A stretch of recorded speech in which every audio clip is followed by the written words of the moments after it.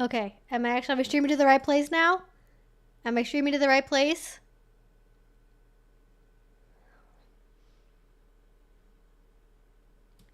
Okay. Okay, woo!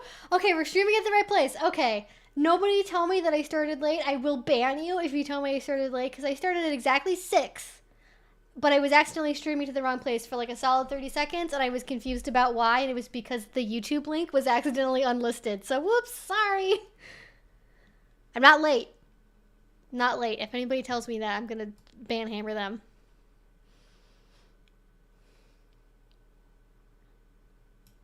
Okay.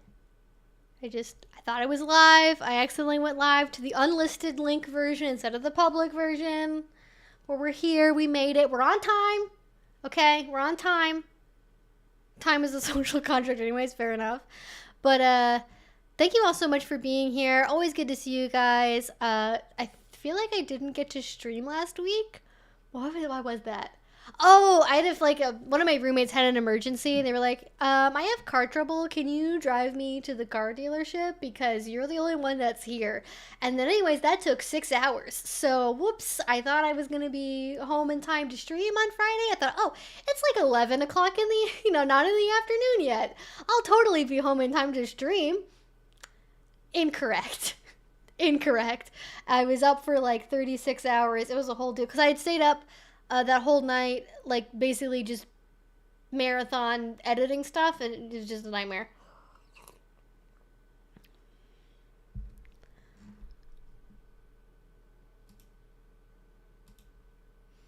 But yeah, how's everyone doing? Happy Friday. Anyone doing anything fun today or this weekend? Oh my gosh, hello from Vegas. How is Las Vegas? Evie, it's because of you that I have built up my confidence to go to 1763 tomorrow. What is that? Is it like a convention? This is my first time seeing a live stream. Well, welcome to the live stream. So, some really brief things here. I'm actually excited about this. So I have finally, if you guys checked the description, you will see the magic. Hopefully, if I've done this correctly. Let me make sure.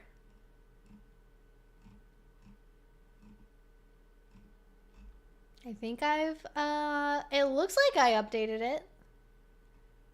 I'm just gonna make sure. I should have the updated FAQ. It has been outdated for like a year and a half at this point, but we finally have an updated yes. Oh my gosh, it did actually work. I'm so thankful for that. So, if you guys are new here, welcome to the live stream. This is an 18 plus only live stream. We like to interact with other adults, so it's adults, only with adults. If you're a teenager, if you're younger than that, ooh, heaven forbid, this is not a space for you.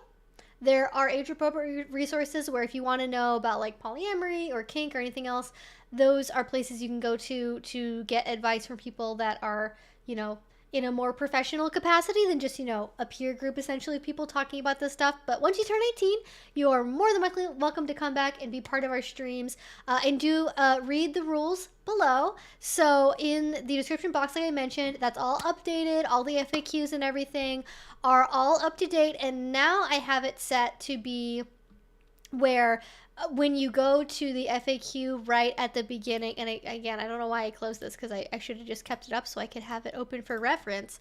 But when you go to the FAQ, and I'll go ahead, I'll post a link to it in the stream right now. By the way, I'm going to start adding some mods. So I'm just going to, the people I know that are legit and regulars, guess what? You're going to become moderators now. So congrats. Don't misuse your power, okay? Don't misuse your power. But if you're a regular, I'll probably recognize you, and I will trust you to, help out, preventing the spam. Though I will say, actually, that adding the subscriber, like you have to be a minimum 1 minute subscriber, has actually helped out a lot with the spam. So that's been great. And thank you for the super chat, adult social media. I do not know, I'm not familiar with your work, but thank you so much. That's a link to the FAQ. It is on Patreon, but anyone can see it. And basically all of my greatest hit lists of like all of my other posts for like book recommendations, movies, documentaries, toy shops, my checklist and other things that I've made over the years. Those are all right there on the front, so you can find them really easily. And everything else, it's not like necessarily all entirely like brand new. A lot of them are new, but it's mostly just refreshed, updated, and it's a lot shorter. I think before it was like 20, 28, 25 questions, and now it's only 18, so it's a little bit easier to navigate. But just go over there because I do answer questions in the order that they come in, so I do try to go through everything. But if you do have something that's covered in the FAQ, like where can I buy a flogger, or what, how do I tell a partner that I want to try BDSM? If we have time and you can go into more detail about like, here's my situation, can you help me with the particulars? We can definitely go through that. But if it's really, really general, like just again, like where do I buy a flogger? How do I tell my girlfriend I want to, try a cock cage or whatever, I'm not necessarily going to get to that. But in general, I do go through things in order, and we just have a fun time, we just have a good time. Yes. No, Erica, you are good. If you're we like a little bit of annoying. That's good. I mean, it's not even that people are too stupid to spam me. It's that people spam because they're just bots and that's what they do. And they're trying to, I don't even know if it's like phishing. I don't know why. Why do people spam on YouTube streams? Is it just like for fun? Is it to ruin people's day? Is it to get a link out there? I don't know. But anyways, those are the things. And then just generally, we don't go over like medical advice. We don't go over mental health stuff. So if you want help with like, finding a medication that'll help with your bipolar disorder, or like, is this bruise infected? Like, that's not really my area of expertise. I'm going to tell you to go to an actual medical professional because I can't really help with that. But it's pretty much free game if you guys want to ask about anything related to BDSM, kink, poly, swinging, alternative relationships, spanking, asexuality, all of the things. That's what we are here to discuss. So, yeah, that's the 411. That's what's going down. And just let me get all of your questions. Now, the things that are in the title, those are just ideas because last night for our Patreon only stream we do on Fridays, or on Thursdays rather, we watched an interview that was like a half-hour long. Oh my god, we spent 2 hours on this half-hour long interview about cuckolding, and it was fascinating.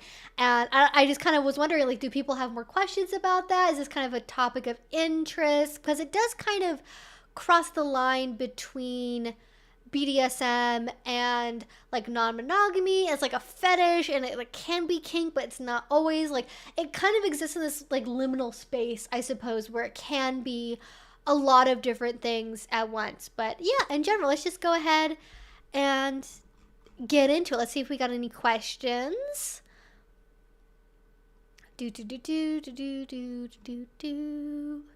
Haven't made a live in weeks. Glad to be here. Yeah, for sure, Audrey. Hope you've been doing well.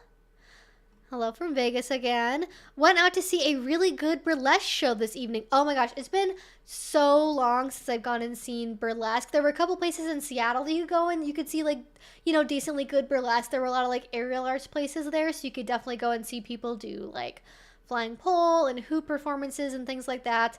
But now that I'm in Portland, I haven't gone out and I haven't seen any burlesque, but there's like a really big strip club scene here, so I'm sure that there's at least some of that around in the area. But I got kind of spoiled for burlesque because the first time I ever saw a burlesque performance was we were on vacation with a group of friends in New Orleans.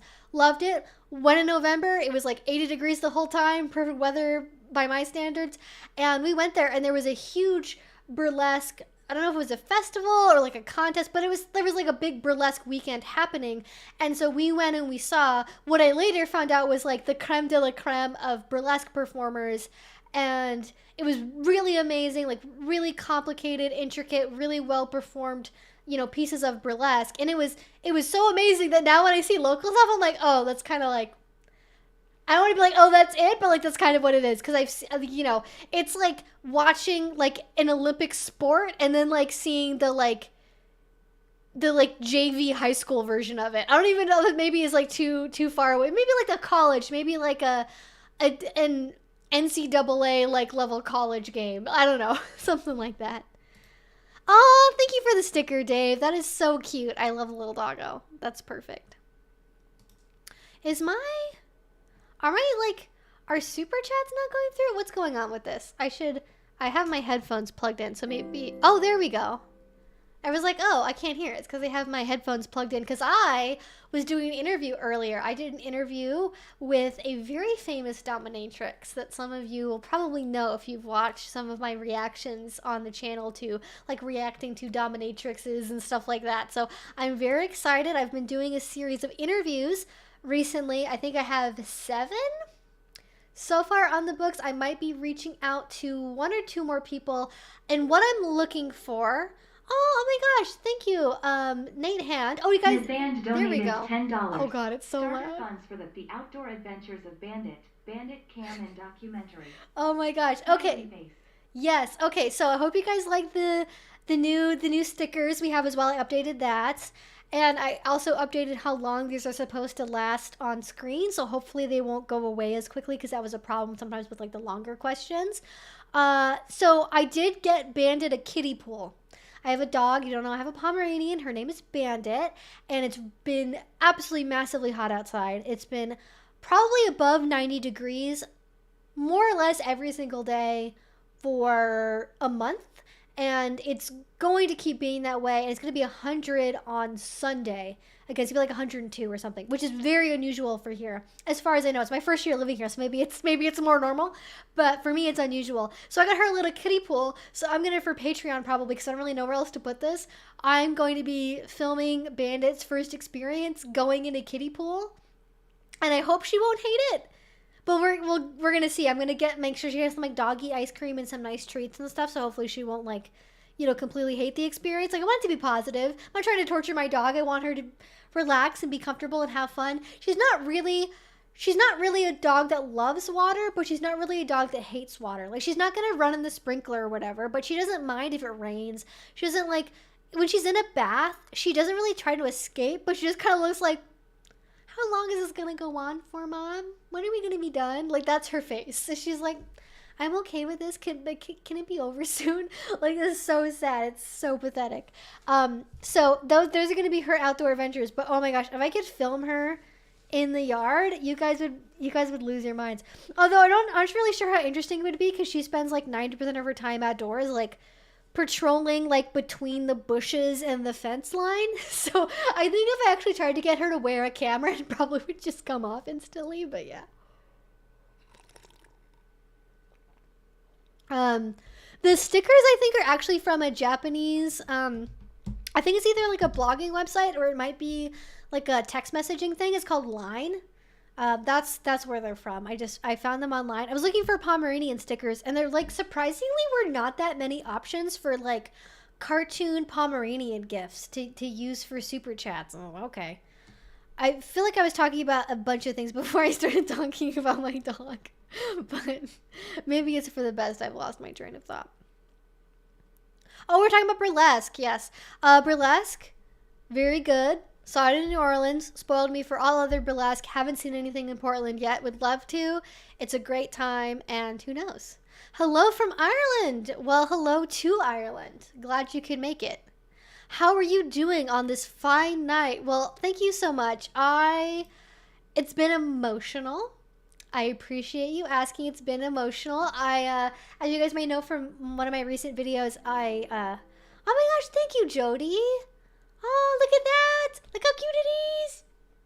It's like I can hold my little dog in my hands while the super chat is playing. This is what I would do if Bandit was this small. She's outside in the yard still, or she may have actually tried to come in. Actually, give me a second. I'm going to see. She might be waiting outside the door. We may have a special guest appearance.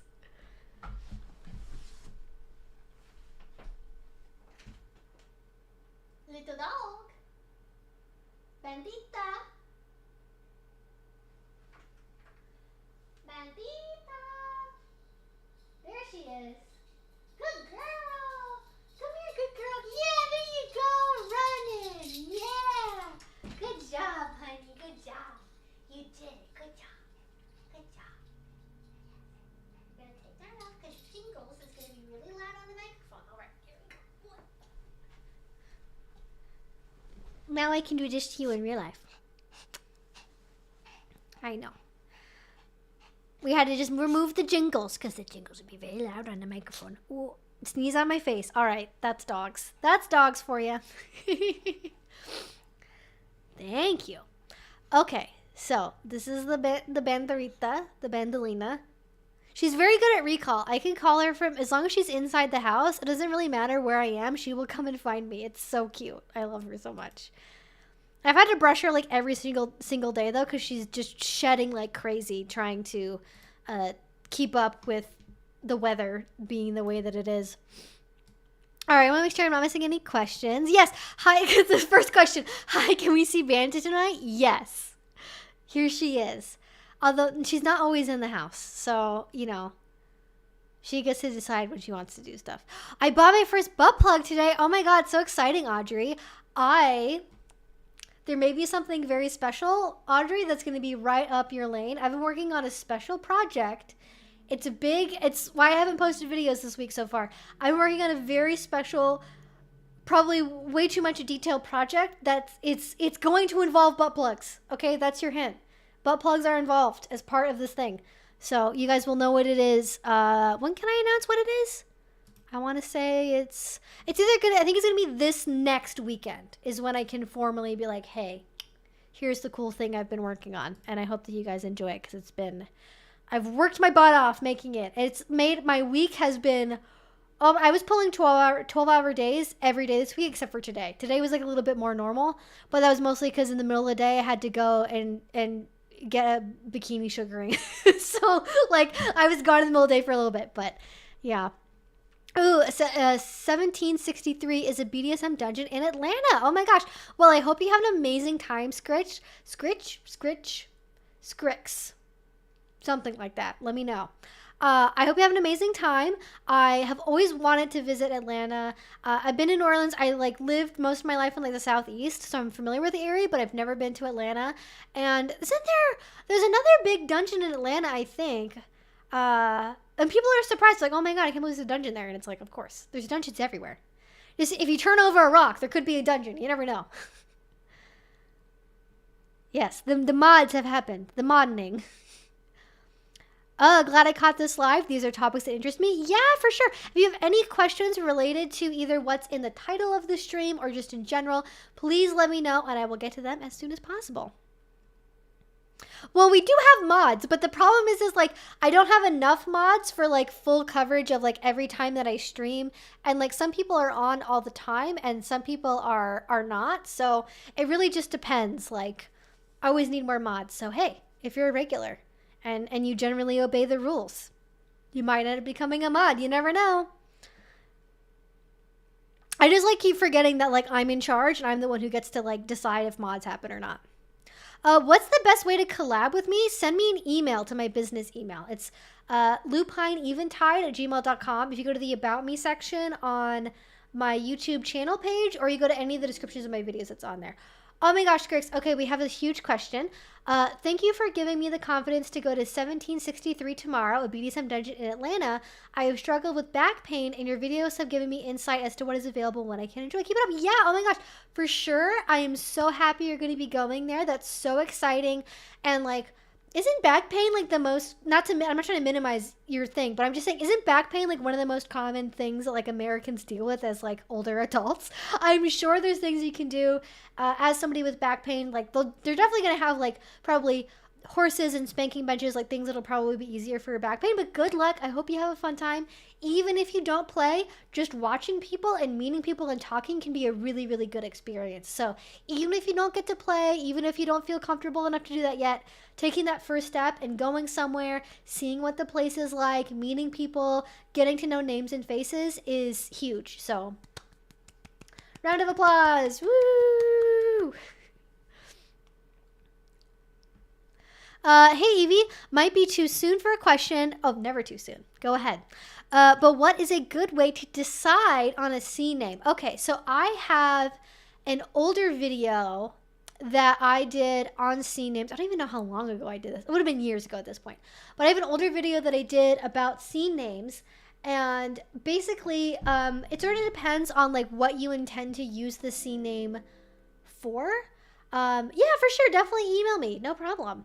And so if you just want to use it for like only when you're playing, or when you're at the dungeon, you'll use a name, but then like as soon as you get to know people and you're like texting or whatever, they know what your legal name is. Or if you want to go by a name that you go by the entire time you know someone from the community and just never share what your legal name is, those might require like different things. But personally, I recommend something that's not too long, something that starts with like the letter of like your first name or like your middle name, so it's easier for you to respond naturally to it. Because like if your first name is Janet and then the name you choose to go by for your C name is like Anastasia, like it's nothing like Janet. There's nothing similar in that. So if somebody goes Anastasia, you're gonna be like, who's she? Who's that? You know, it's harder to naturally learn how to respond to that compared to something that's like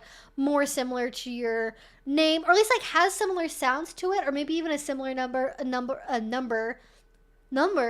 of syllables to it. I don't know why. I really shouldn't try to do interviews on the same day that I do live streams because my voice just gets absolutely wrecked. But you know what? We're here. We're doing it.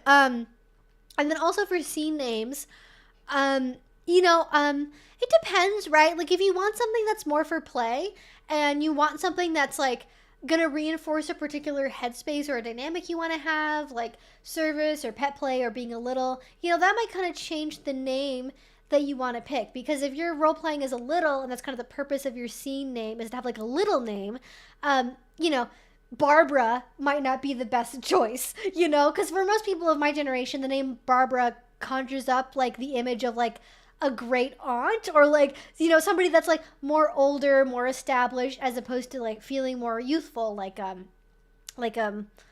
Molly or Maisie or Tulip or whatever, like little the names that like little kids tend to have, so like that's something you might want to think about as well. Or like if you're role playing as a puppy, right, maybe you want to have like a completely classic name that reminds you of like a dog, right, like Fluffy or Fido or Bones, or I don't even know, what do people even name their dogs, like things like that, right? We look up like common dog names, so those can kind of inform your choices as well. I find those don't really work as well for scene names you intend to go by for like the whole time you know someone in a community, where you go by it like 24/7 and you never really talk about what your legal name is. Like, just doesn't ever come up. But obviously to each their own. But that's basically what I would decide on. And then if you have a bunch of names that you're not really sure like if you like them or not, if you want to keep using them, you can always do like a list. You can always just pick it at random, put the names up on a dartboard and just pick one at random, or like just try it out, right? I know so many people in the scene where they start out with one name and then a couple months later, a couple years later, they say, hey, I want to go by this now. And like people don't really care. Like I legitimately, all the times I've heard somebody change their name, I don't think I've ever heard anyone have a problem with it or be like, why? Or like they're just like, oh, okay, cool, and they just like they move on, and they're like, oh, they might like mix up the old name and the new name, but oh yeah, right, they go by whatever now. But that's really the worst of it I've seen. Oh my god, dog, you are obsessed with licking my hand. What is happening? She will not stop licking my hand. What is happening? Is it because I had a burrito earlier? Like, what's... I don't get it. This little nugget is just such a little nugget. You are such a nugget.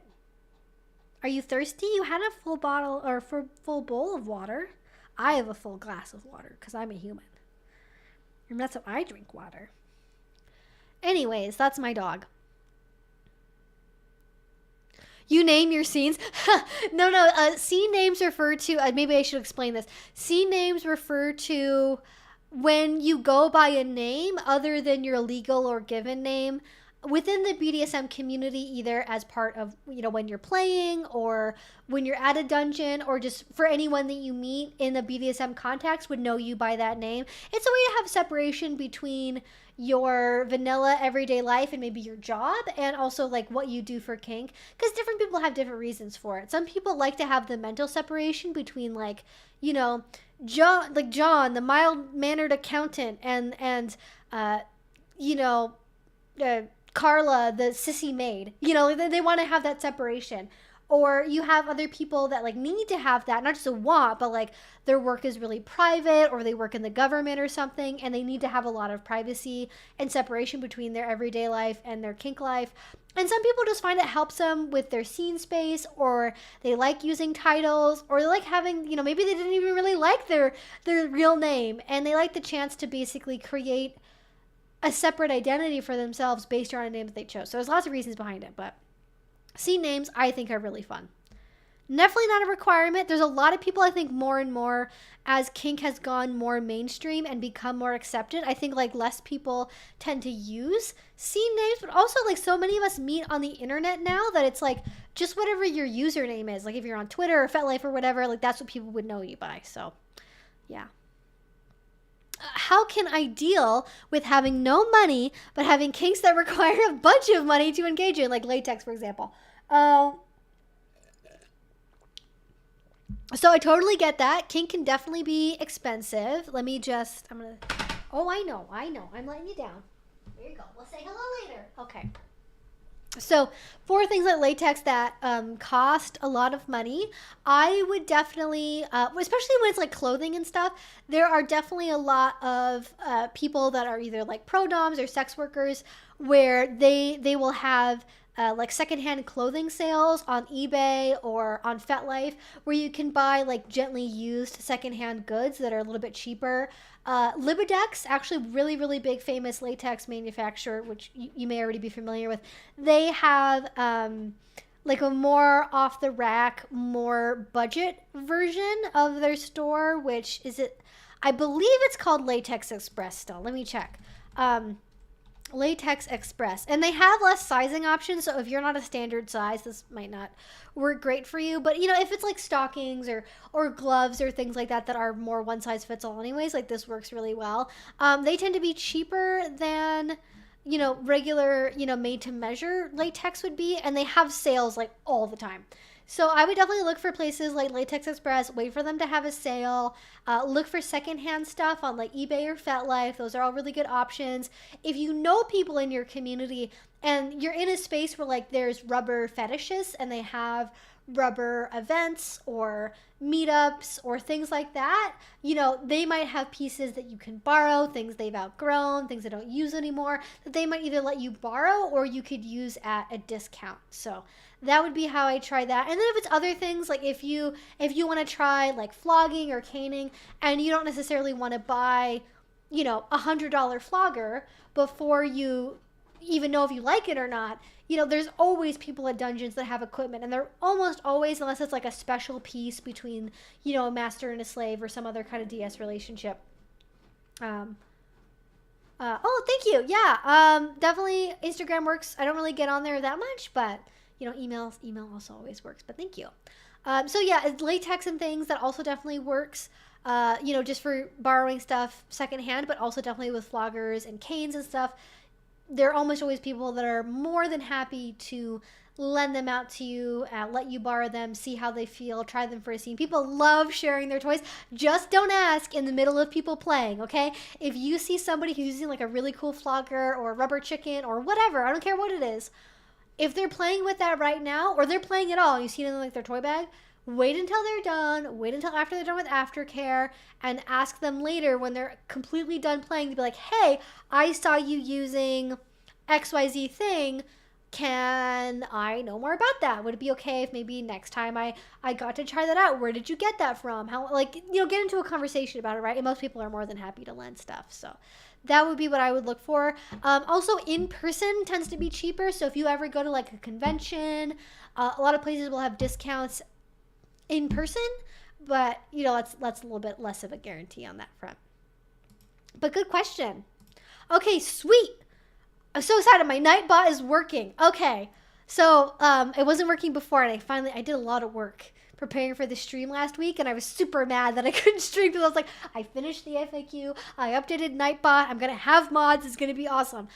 So if you guys do want to support my channel, if you guys do enjoy these live streams, I just linked to my Patreon right there in the chat. I have a Patreon that is primarily for one-on-one chats and like consultations, and I have a separate Patreon that is for like behind the scenes stuff, bonus live streams, extra videos, photo shoots, copies of my scripts, like all that stuff, a Discord chat, like all that's on the second Patreon. So if you guys want to support that, it's up there. So hopefully that won't be too annoying, but I do forget to shout out some things sometimes, and you know, why not? Yes, please, no spammy the chat. No spam the chat. You can put people of mods. If people are spamming, you can put them in timeout, okay? If they don't listen after that, banhammer, okay? Give them at least 2 warnings, and then no spam. Hi Evie, I've heard you mention the blindfold from Scott Paul Designs in a few videos, and I'm interested in getting them. Do you have any thoughts or pros cons about them? Yeah, so I'll go ahead again. I'll just, because we're doing this, I will pull up a link to, for people that aren't familiar with what we're talking about. But there is a particular Scott Paul Designs blindfold that, as far as I know, is still completely unique as a blindfold design. And I know he has other ones that are like the black ones. Actually, my favorite like leather blindfold is the one from Mr. S Leather that has the adjustable straps on the back. It's super comfortable. I hate like when things have buckles on them. They're always so fiddly. They get stuck in your hair. They're bulky. You can't like lay back on them. So like I actually, for if I'm going to be doing anything that requires like laying down or anything, I prefer that one. But the reason I like this one from Scott Paul Designs, and for some reason I like can't find it on his website. It's like, where you have a million things, Scott Paul, where is this one blindfold you have? But it's like a basically one-way blindfold that is this like frosted plastic. And if you ever were in school and you did like one of those drunk goggle experiments where you had to go and you know, put on, you know, to simulate like, this is why you shouldn't drive drunk. And then you get drunk as an adult and you're like, this is nothing like what they told me it would be like in school. I can see fine.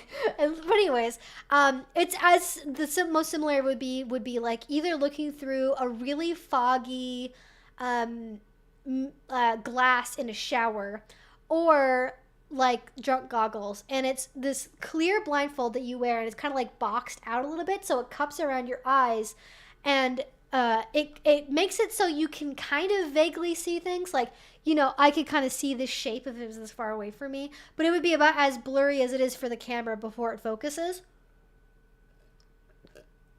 And you can see like the shapes of people, and I think it's really cool because it allows you, sort of in the pro category, it allows you this way to experiment with blindfolds in a way that I think it's very unique, but I think it could be less intimidating for people that are worried about like the claustrophobic aspect of like being trapped behind a blindfold and literally not being able to see anything.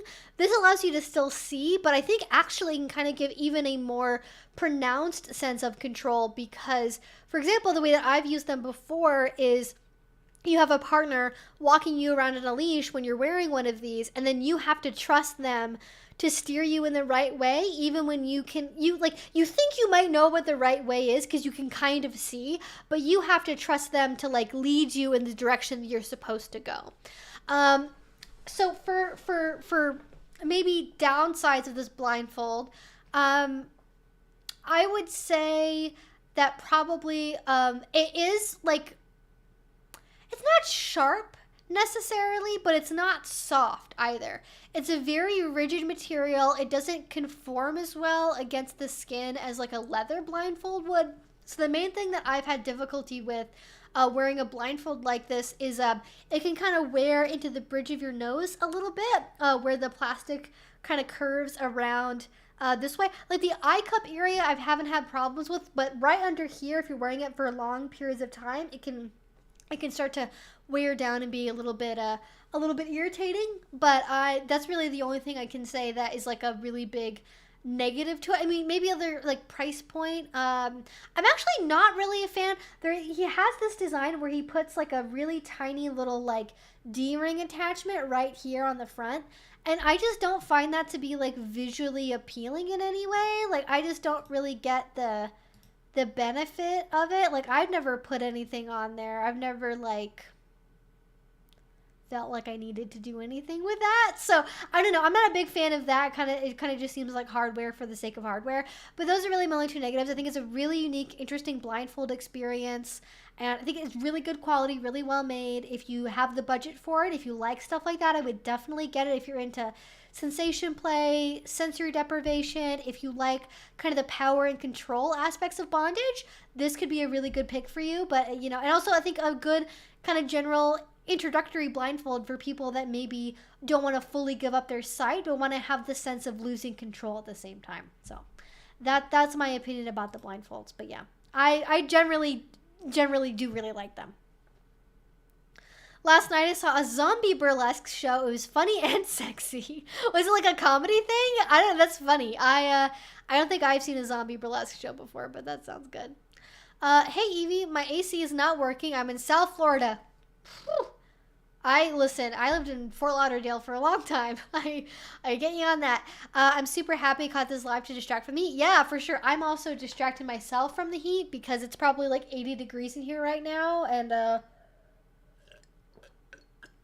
as I've said more than once on these streams, there's technically AC in this place, but it only really works downstairs. So if anywhere upstairs, like all of the bedrooms in my office, like it's just a time. It's just a time.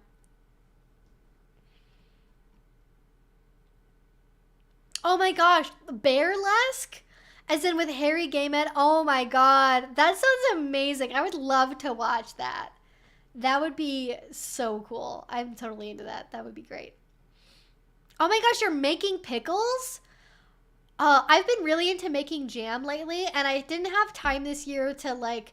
I wanted to get like pots for the yard to get like to grow like mini pickling cucumbers and tomatoes in. But the spring around here was so wet and so cold that the flowers for the tomatoes and the pickling cucumbers didn't really get fertilized the way that they should have been. And so as far as I'm aware, like the tomato season and the cucumber like pickles, the pickling cucumbers. What order do you put adjectives in a sentence in English? I clearly don't know. Those did not really go very well this year, so I never ended up doing it. But next year, I definitely want to make like pickles and salsa and like homemade tomato sauce. That would be awesome. I would love to do that. Okay, great question, Kendall. How do I go about finding legit safe play parties? How can I do my research and find out more before I go? So I guess what not to do if somebody invites you to a party from like Twitter, even like a Discord chat, Instagram, and they're like, hey, you seem hot, come to our party. Probably not legit. I don't really hear a lot of stories about that, but you never know. So I'm gonna warn you that that's not typical and probably don't trust that.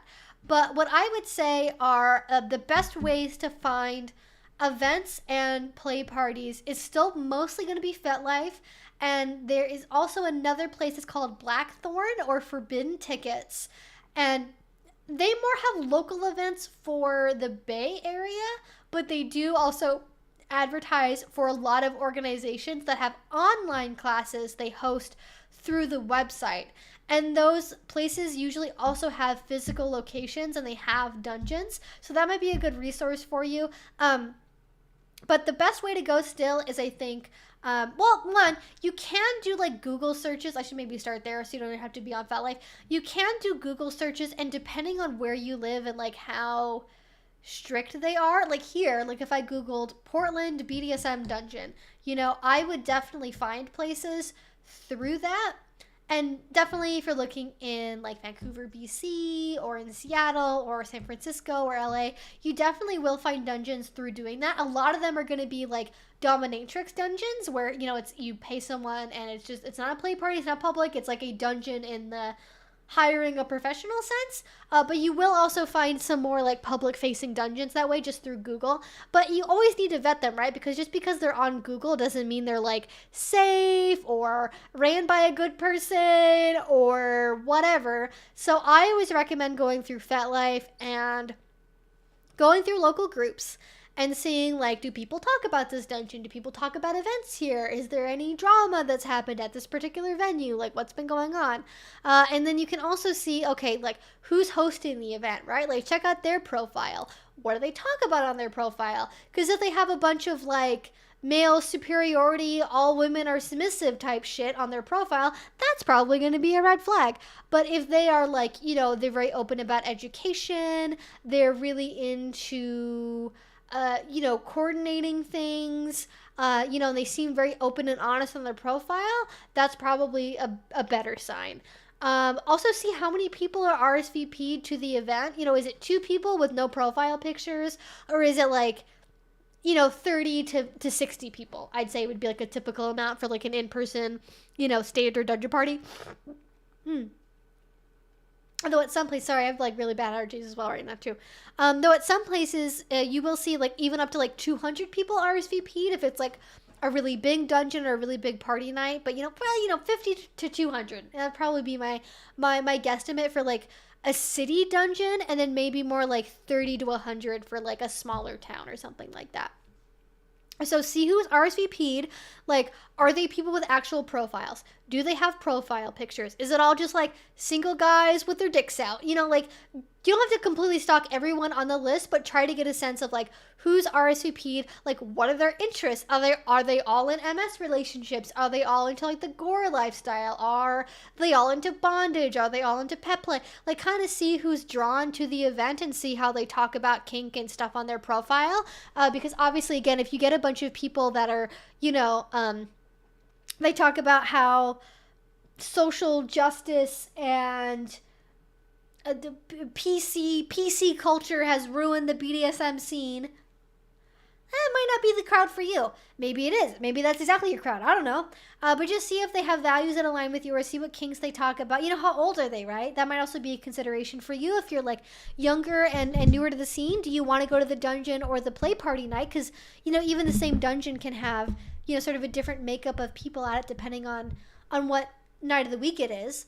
And so you might not want to go to the party where everyone who's RSVP'd is like in their 50s and 60s, and maybe you want to wait for a party where everyone's in like, you know, their 20s, 30s, 40s, you know, kind of more in that age bracket. But yeah, and then also look for rules. Look at to see, do they have COVID guidelines posted? Do they have vaccine requirements posted? Are they blatantly anti-COVID? You know, maybe that's something you want to think about. Are they, you know, do they have rules available? Do they have disclaimer forms? What is it they have going on? And if those aren't readily available, can you get a copy to see before you go to the event, right? Because I've been to parties and it shocked me.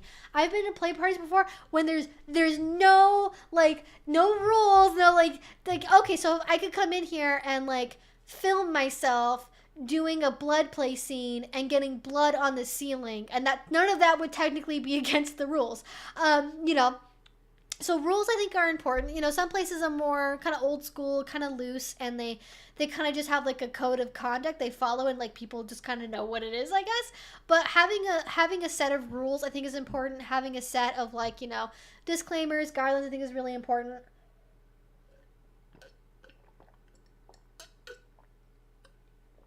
And, you know, vibe check.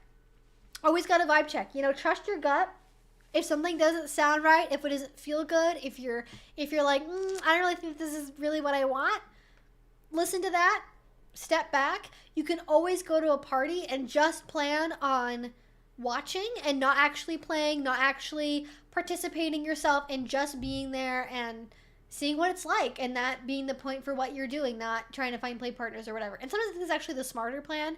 You know, if you don't really know a place still, it's really good if you can go to a munch beforehand and meet people that are also RSVP to the party you want to go to, talk to people about it, get a sense from people who have been there before, like what the dungeon is like. If they ever have like an orientation night or like a newbie night, definitely go to those. Those are really, really good to go to. And though I find like those kinds of things happen less like post-COVID than they did before, so you might just also have to jump in, just being realistic. But if you do end up going, take your own transportation, let somebody else know where you're going to be, and don't stay if you don't feel safe or don't feel respected. That's the bottom line. So sorry, that's a very very rambly answer, but thank you. I hope you enjoyed that. And I think that's a really, really good question. So if you have any follow-ups, anything else that you want to know about related to that or something else, let me know and we'll talk about it. All right, moving on. Next question. Oh, we almost have 140 people in the stream. That is so exciting. That's super fun. Thank you all so much for being here. Yes, cat dog. Ever microdosed? No, I have never. I have had edibles on a few occasions. I have never partaken in anything else. I don't have a problem with like psychedelics or anything like that. I just don't like, they don't seem like my kind of a thing, But I am excited that there's more research coming out about like the potential medical benefits for certain people, especially when it comes to like mental health issues.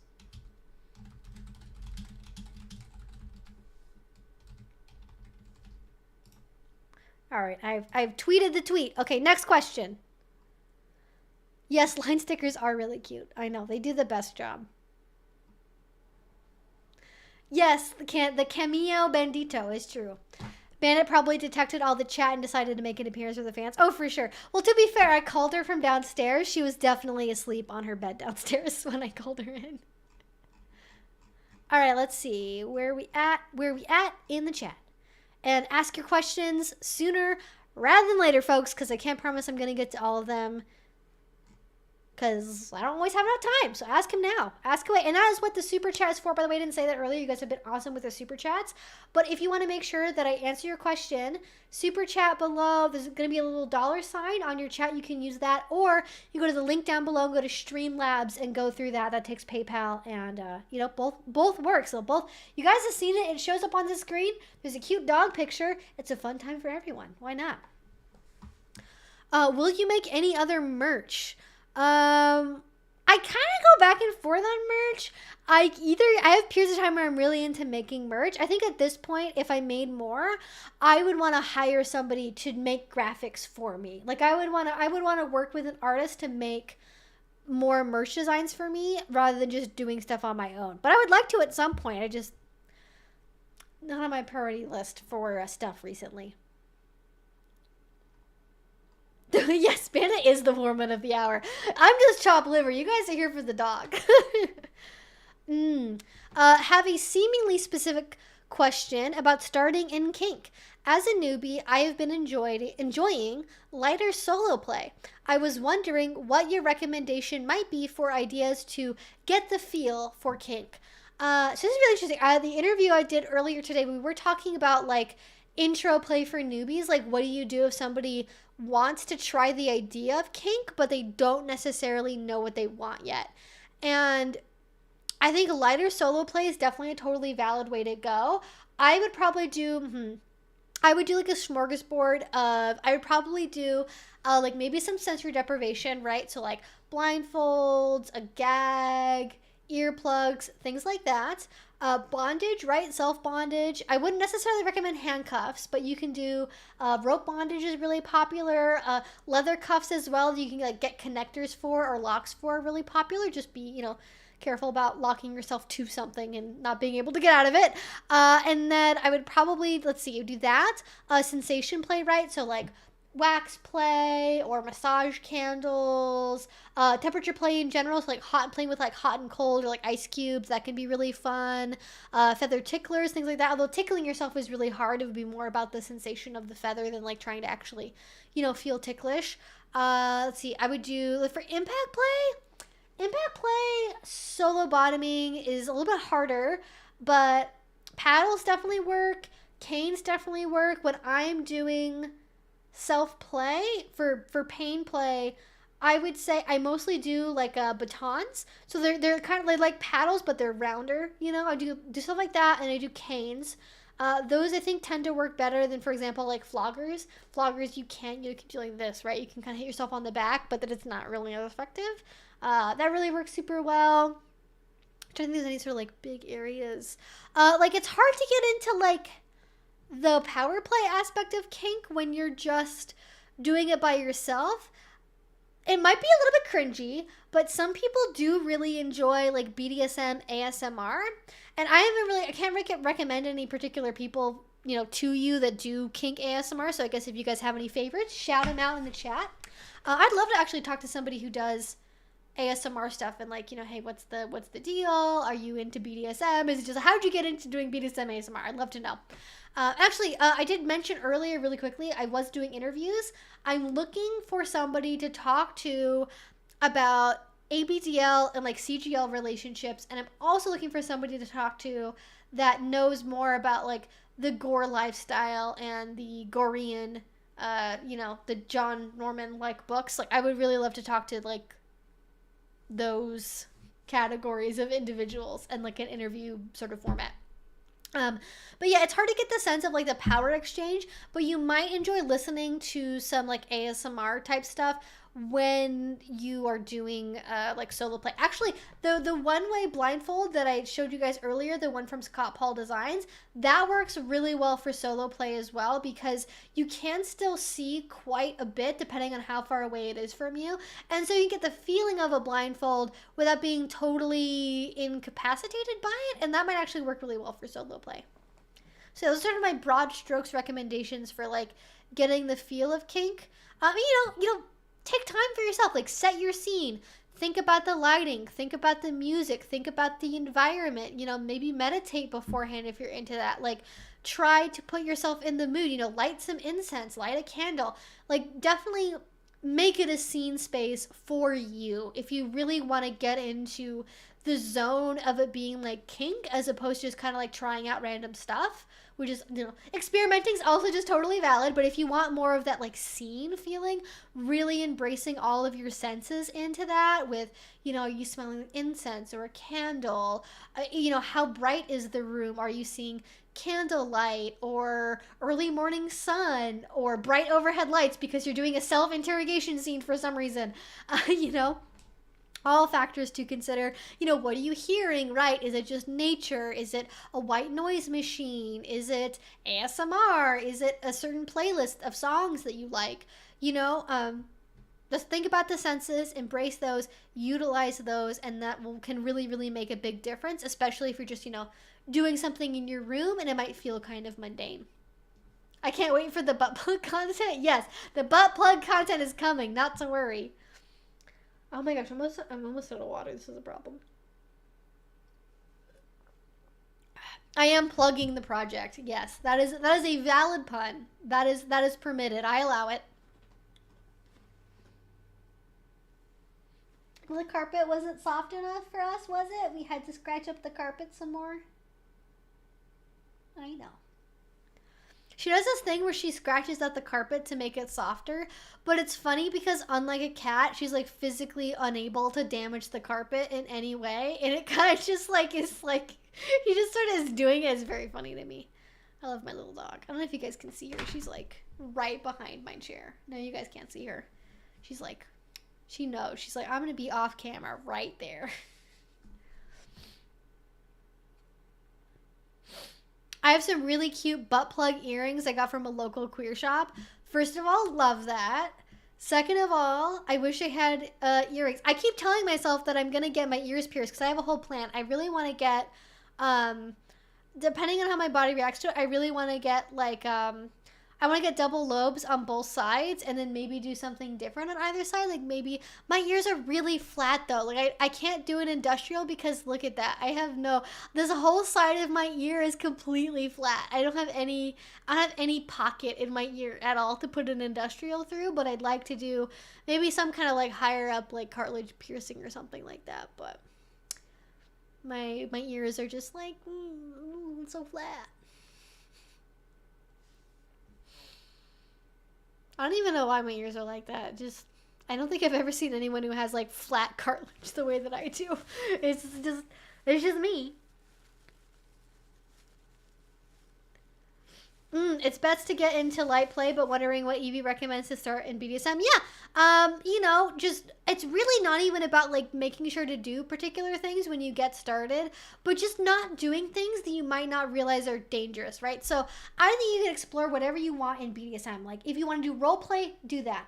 If you want to do sissification, do that. If you want to do CPT, do that. Like do whatever it is you want to do, but just I don't really recommend new people solo use handcuffs. I don't recommend that new people do bondage by themselves alone. I don't recommend you do autoerotic asphyxiation. I don't actually recommend you do any kind of assisted choking play alone at all. So, just be careful about anything involving like blood, breath play, anything like that when you're new. You can definitely work your way up and make those things safer. Not necessarily safe, but safer. I just wouldn't recommend starting there because it's so easy to have a bad experience doing those things that it might scare you off of ever doing BDSM, and we wouldn't want to have that happen.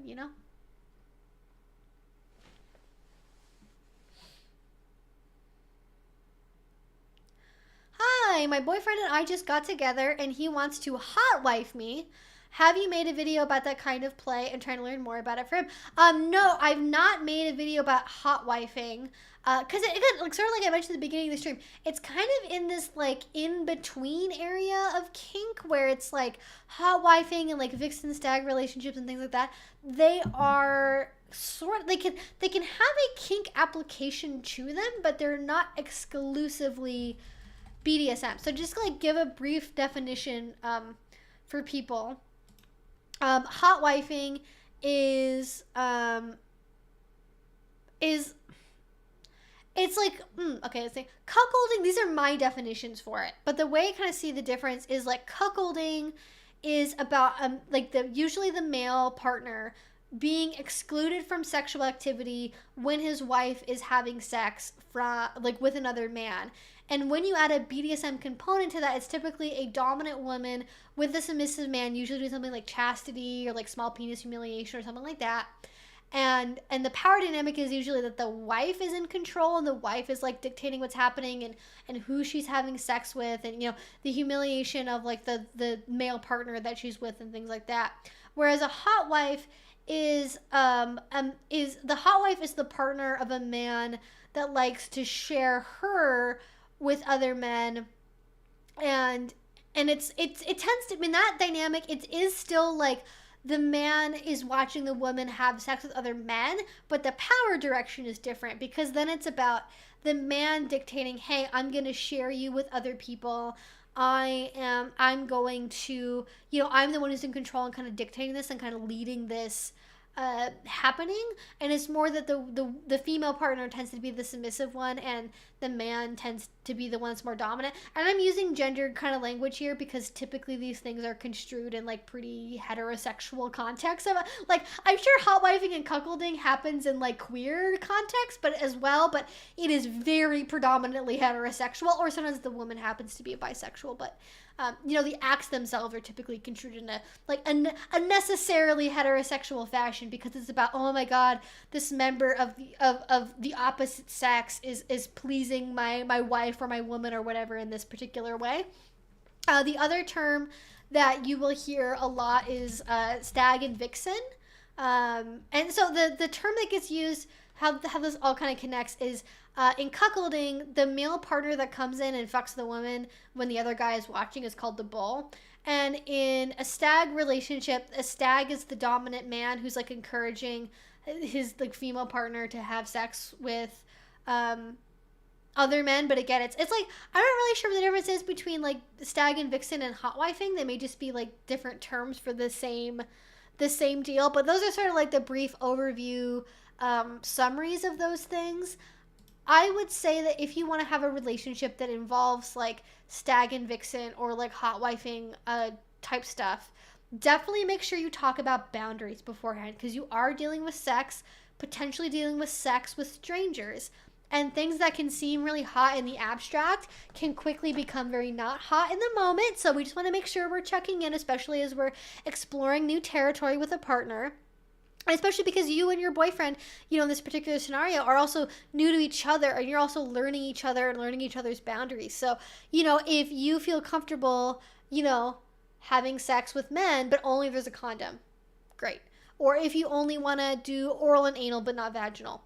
Or if you only want to do it like once a month and not like every week or something.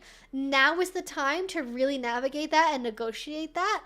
And they might have a fantasy that's very different from that. They may want to, like, it could be connected to like a breeding thing for them. It could be connected to like the power to humiliation. Like, it's also worth talking about the motivations behind the kink as well. Like, what is it about this that you enjoy? Is it you just like watching other people have sex and you like kind of the power of telling me to have sex with other men?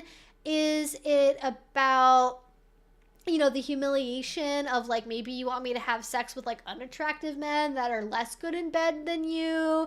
Is it about, you know, the kind of taboo around cheating and things like that? Like, what is the background behind this, and how can we come to the same page on like where we are with this kink, right? Because you can be into the same kink, you can be into the same things, but if your motivations are very mentally different or even like opposed to each other, you might not be able to have a fantasy scenario that works really well unless you talk about it a lot beforehand. So just keep that in mind. Communication is always going to be key, and never assume anything. Always have conversations, always just keep those communication lines open, and especially as you start getting into doing stuff like this, make sure you just keep talking about it, checking in, you know, before scenarios, after scenarios that happen. You know, do you want to do this at play parties, right? Do you want to meet random dudes on Craigslist, on dating apps? And on it, like, also, like, if your partner wants to hotwife you, like, make sure the other people involved know it's a scenario, right? Like, nobody wants to find out, you know, maybe not nobody, but a lot of people would not be happy to find out after the act that they were really part of, like, a third party's like kink or fetish that they weren't aware of, and they were being used as a tool to fulfill like a fantasy need. So just be aware of that. Don't use people. Be open, be honest. A lot of people would love to be in that scenario and you know, assisting in making that fantasy happen. So good luck. It can be done right. It can be done well. You just got to make sure you keep those communication lines open, and don't be afraid to set boundaries. You are allowed to set boundaries with things you are and aren't comfortable with, and they can always be revisited, right? If you want to start out being like, okay, I'm fine doing this, but only with a condom on, or only with oral or anal but no vaginal, or whatever, you know, set whatever boundaries you want, and those can always be revisited, changed, updated later as you get more into this, as you become more established as a couple. So just, you know, be aware. I use my fanfic OP for my scene name. Oh my gosh, great idea. Also, don't be afraid to disclose health issues right away when it comes to potential partners. Good partners will appreciate the honesty and trust. Yes, absolutely. Definitely, you know, I don't know if this is maybe in relation to something else or more particularly about like the hot wifing thing, but definitely you got to talk about STIs, you got to talk about health stuff. And if you're, this may actually be related to the back pain thing.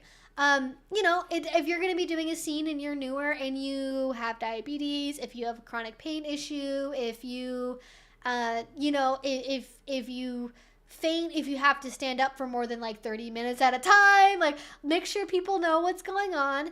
You don't have to get into the details of what the disorder is or why it happens or your medical history, but, you know, if it's relevant to the scene, I think it's worth disclosing in a way that you don't feel is, you know, violating your, you know, privacy too much, but is still being honest and transparent, so that way you can have a good scene. And if something goes wrong, the other person can expect that, because what you really don't want to have happen is for somebody to suddenly have like a known medical event happen and or an unknown medical event happen, and then find out later, oh yeah, I you know, get seizures or whatever. And I'm like, what? Maybe we should have had a conversation about this beforehand, you know? But important things to keep in mind for sure. Best BDSM club in Los Angeles. I do not know anything really about the LA scene. I don't generally give advice on like particular local dungeons or particular places to go, because like I don't really want to blow up their spot or like, It's if you're in the scene, you can find the names perfectly easily. I've never been to LA, so I've never been to any dungeons there to have any kind of opinion about. Honestly, I've mostly just heard bad things about the scene in LA, so I don't really have any recommendations I can give you because I haven't really heard of a lot of good experiences. Honestly, that's the take. Because LA definitely, especially with like influencer culture, like attracts a very particular crowd. And from my understanding of a lot of the kind of play spaces in LA, is you get a lot of people that are like the Hollywood type, right? They want to make it, they want to be famous, and they kind of just like use people, and that in a BDSM setting is really not good. So, sorry, don't really have any other particular recommendations on the LA front. But there are a lot. There's like home dungeons, people that just have dungeons they've opened to the public. There's lots of options in LA. I just don't know of any good ones. But even if I did, I wouldn't talk about them by name because I'm not trying to blow up anybody's spot. I don't want to, put anyone, on the map on YouTube and, because who knows, right? Anyone can watch these live streams. They may not be part of the kink community. They may hate kink, right? And I don't want anyone to, be like, oh, here's a target we can go to, that would just be, nope. Don't want to have any looky-loos come and take over anyone's kink space. That is not my goal.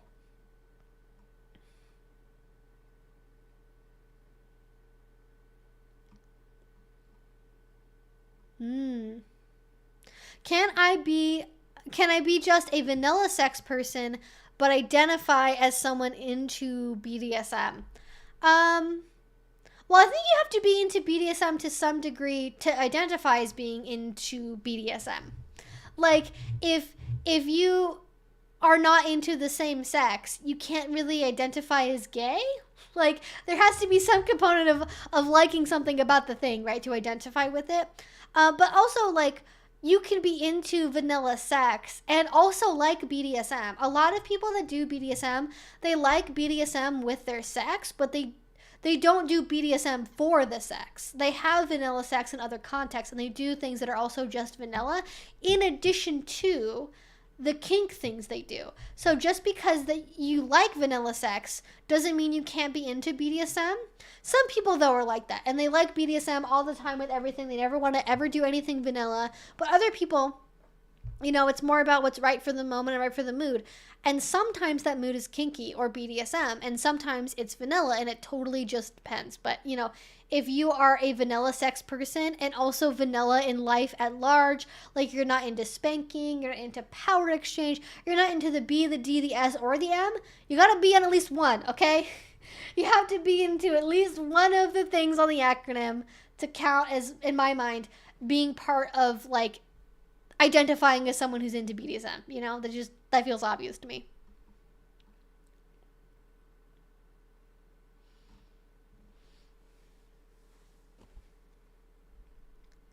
What if somebody's kink is to be uptight and conservative? How does that work?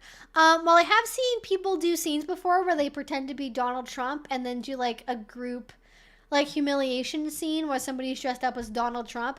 But there are definitely conservative people in the kink scene. You get people from all walks of life, all backgrounds, all political orientations. But I don't think that most people are generally conservative. I think because you are... excuse me, because you are part of like an alternative lifestyle community where there is this degree of like, a lot of people are very much working class. You get a lot of people, especially in the leather community, that are just like working class, blue collar, union folks. You get a lot of people that are just, because people that are like really rich and like could just do BDSM at home, that's what they do. They don't go to dungeons. They don't go in public. They're not there for the community aspect. I think there's an element of like community and togetherness and like volunteering and being out and open and proud of being alternative and having different relationships that I think tends to appeal more to people that are on like the liberal to left leaning side of the spectrum, or at least like moderate compared to like outright being conservative. But I also live in like a really liberal part of the country, and so I don't know what it would be like if I went to a BDSM dungeon in, like Oklahoma or in Texas or in Alabama or whatever. Like, it may skew more conservative than maybe it would here. But I don't really run into a lot of people in the scene that I would like identify like proudly as like being a Trump voter or being conservative, like with a capital C. Get people who are Republicans and stuff, but not to the point where like conservative is part of their identity in the way that like, certain conservative Twitter users are like proud to be conservative, But this is getting a little bit too much into political talk. I try to generally stay out of that on my live streams because we talk about like politics are everywhere else. I don't necessarily want to be on this live stream, that's my take.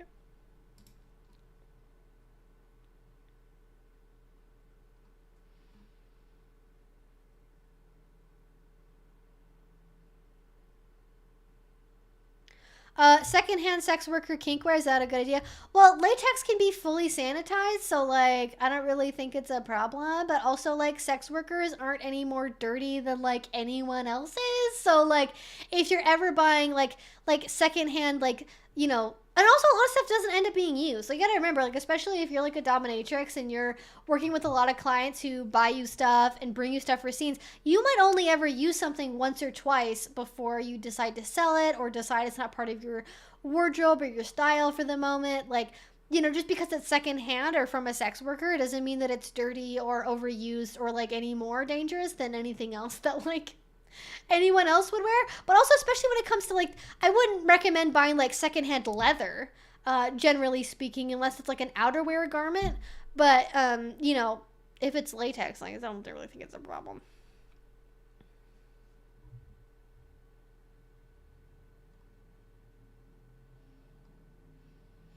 ABDL is another expensive kink I have.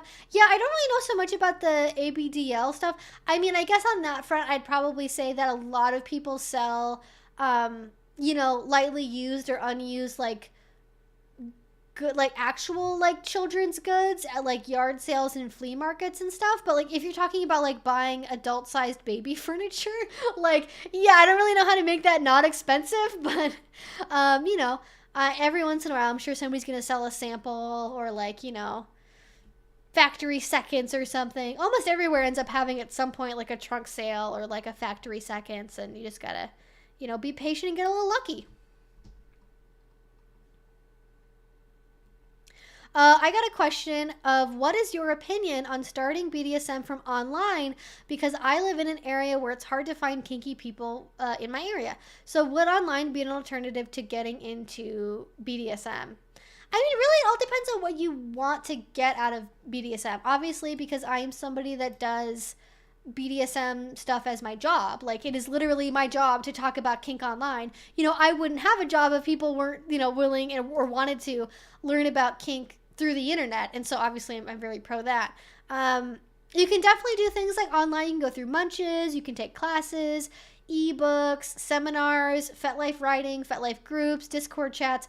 There's a ton of ways to be connected to BDSM as a community through the internet and learn about BDSM just through the internet that I think is really amazing. And I'm super glad that we have that, because it used to be not that long ago that a lot of people, the only resources we had were like, somebody like a local gay bar who decided, I just want to be able to, pass on this knowledge I already have. And, they were just kind of, learning from each other. But if you wanted to learn something that nobody in your area knew how to do, you just had to figure it out yourself. And these days, you can learn from anyone all over the world. And even if you're in, somewhere that seems like more remote or isolated, like if you're in, the northern territories of Canada, if you have an internet connection, you can learn more about how to do BDSM.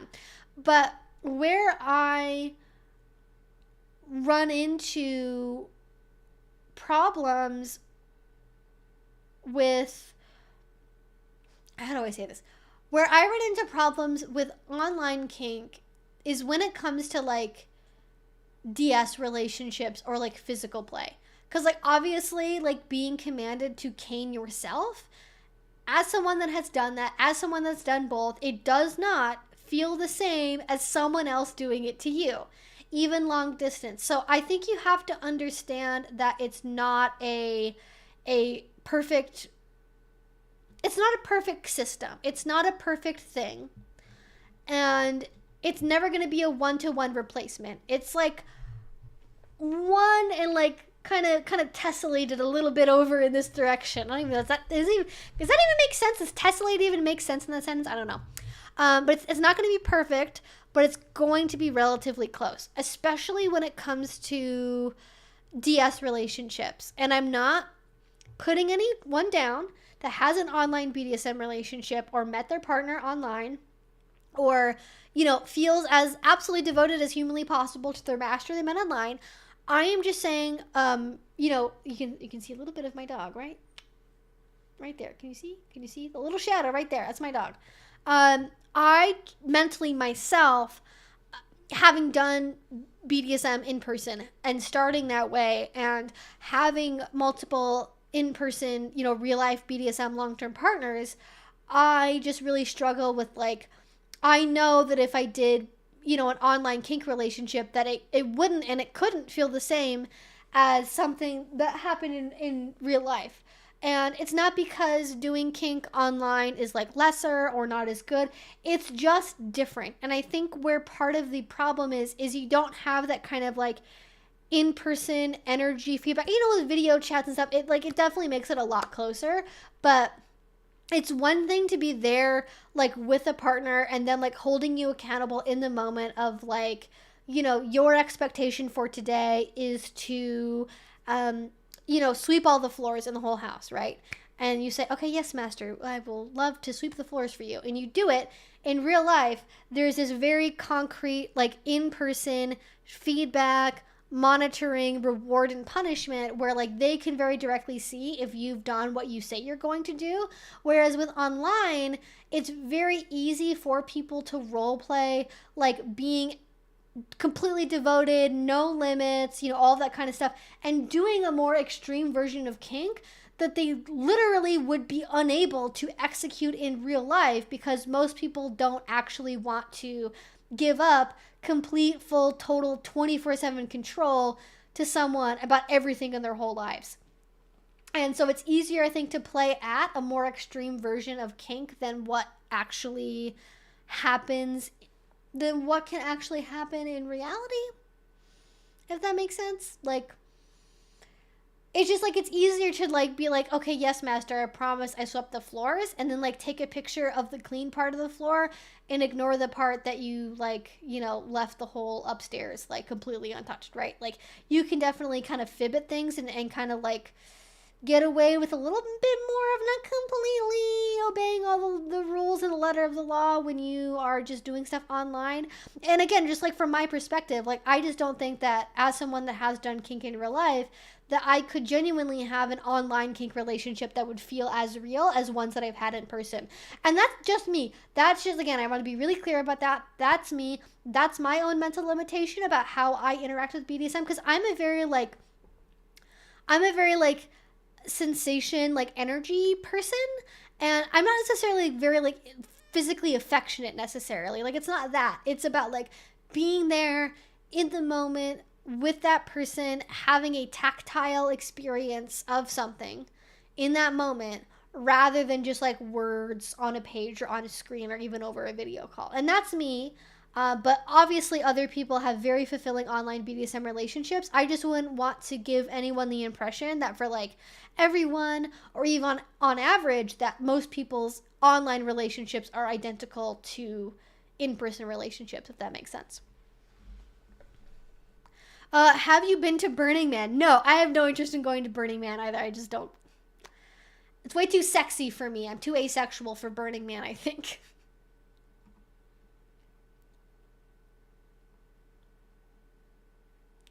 Very few kink conventions in the UK. I noticed that as well. Like, what is, do they just not have convention spaces in the UK? I'm like, there's a sizable kink community, especially in London. Like, how is there not a convention? Like, what's up with that? Get on that, UK. Make a convention. I just don't get it. Like, do they just generally, like, there has to be hobby conventions of like people who are really into like model trains and whatever. Like, they have to have conventions, right? Right? Come on. That has to happen. Okay, next question. Okay, we're into when we were talking about the blindfold. How do you mentally prepare, or how do I mentally prepare myself before going to my first play party? I'm worried about how I'll react seeing graphic things in person and making other people uncomfortable with my reaction. So one, I think you have to find the right setting for yourself. I think that's really important. You know, if you're brand new to kink, don't go to the Edge Players Night. Don't go to the extreme MS, discussion group. Set yourself up for success. If there's a newbie night, an orientation, or just like a general play party, or even just like a role play party that's more about like the costuming and the role play than like heavy physical play, I think those are generally better settings for new people, so that way you don't have to worry about like, oh my god, I'm going to see anything super graphic.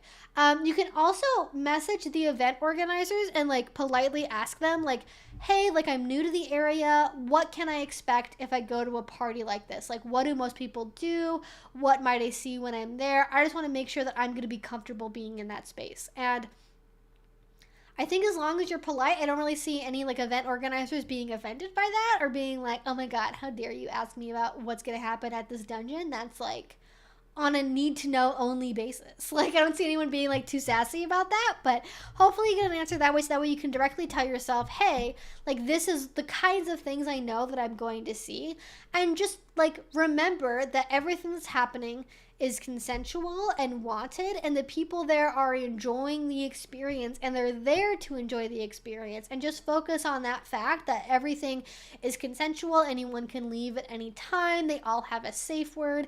And then, kind of scope out the dungeon beforehand. I think especially if you're new, going earlier in the night is better. You don't have to be there for the whole event, obviously, but if you're going to be there, I would really recommend showing up probably right as it starts, and then plan on being there for the first couple of hours, because it usually takes people a while to get into doing scenes and socializing and getting into the swing of the whole event. And I think if you go earlier and there's only going to be like one or two people playing at the very beginning, and there might not even be any play at all for a while, like especially if it's like kind of a newer night where it's mostly for newer people, it might just be a lot of socializing before anyone actually goes and starts doing any kind of play.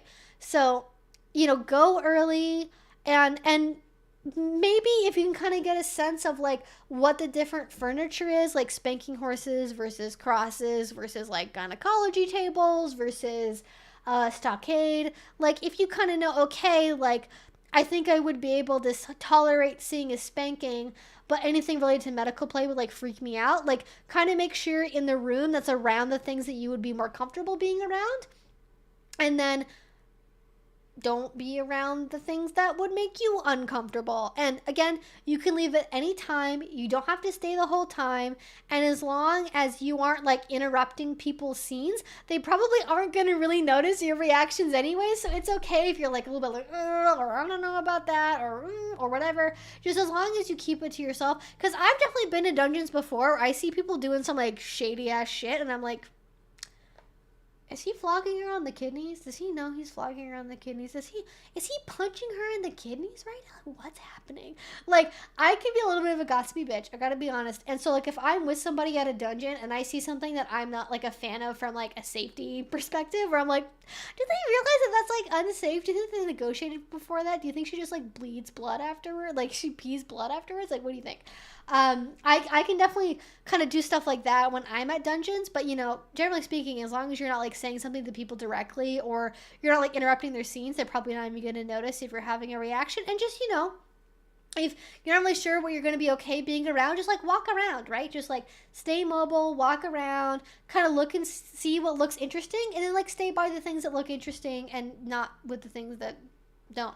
But for mental preparation, just like try to put yourself in a good frame of mind beforehand. Maybe do some meditation, make sure you're well rested, and again, just kind of remind yourself, like I was talking about with like, hey, everyone wants to be here, this is consensual, it's all about having fun, and they have a safe word, they can take care of themselves if they need to, and all of that kind of stuff. But like also like graphic can mean a lot of things. That can mean anything from like seeing naked people to like seeing intercourse to like people spraying blood everywhere. So like, you know, your own definition of graphic might be different than how I've kind of like framed it in this kind of conversation. But you know, for the most part, like I wouldn't say you generally see a lot of graphic stuff at a kink night on average, depending on how you define graphic. Because I define graphic as like people having like unprotected intercourse or like really intense heavy play. And those two things are generally fairly uncommon.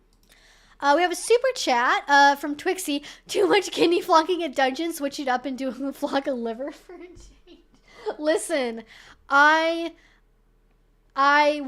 you'd think after like 50 Shades of Grey and like all of that, like they loved showing scenes of like people flogging on the front on like the intestines and on like the soft part of the stomach. You think that there would be more people trying to do like intestinal flogging than you might actually see at a dungeon, but like it never caught on for some reason. I don't know. It's not as popular. I just like, why do people flog the lower back? Like, does it feel good? Is it about just like your aim's really fucking bad? Like, what's the deal? Because I don't know. I've taken so many classes about flogging, and I make it a point every single time to ask, what do you think about flogging over the kidneys? Because I'm trying to collect a data set of like, what do people feel about this? Is this really a big deal? And every single instructor that I've taken like probably a half dozen classes of vlogging at this point. Every single instructor I've ever talked to or a recording of a class that I've watched, all of them will say that like the kidneys are an area to be avoided, and people still do it. And it's like, okay, it's not just that like some people are like, oh, well, you know, it's not really that big of a deal, it's overblown. Like, no, literally everyone I know that teaches about flogging is like, hey, that's a bad idea.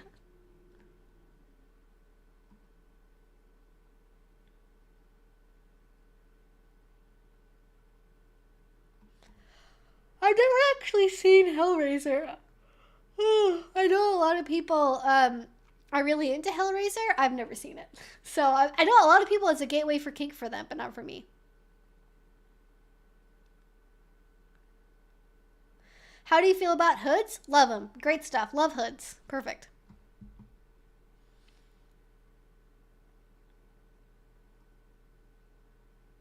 I hate a little D-ring. Okay, thank God. It's not just me. That D-ring on the blindfold I showed you guys, where it's right there. Look, why? Why would you do that? Is it just because it, like, I almost wonder if it's, like, functional to kind of, like, compress in, like, towards the nose bridge a little bit? I honestly don't get it. I just don't.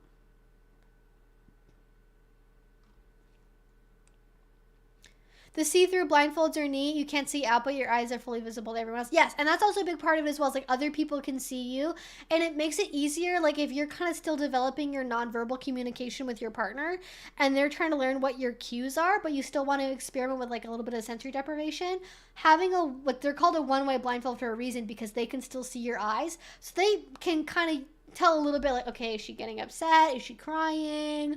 Do they need my attention right now? Are their eyes closed? Are they open? Like, it just allows that one line of communication to be a little bit more open.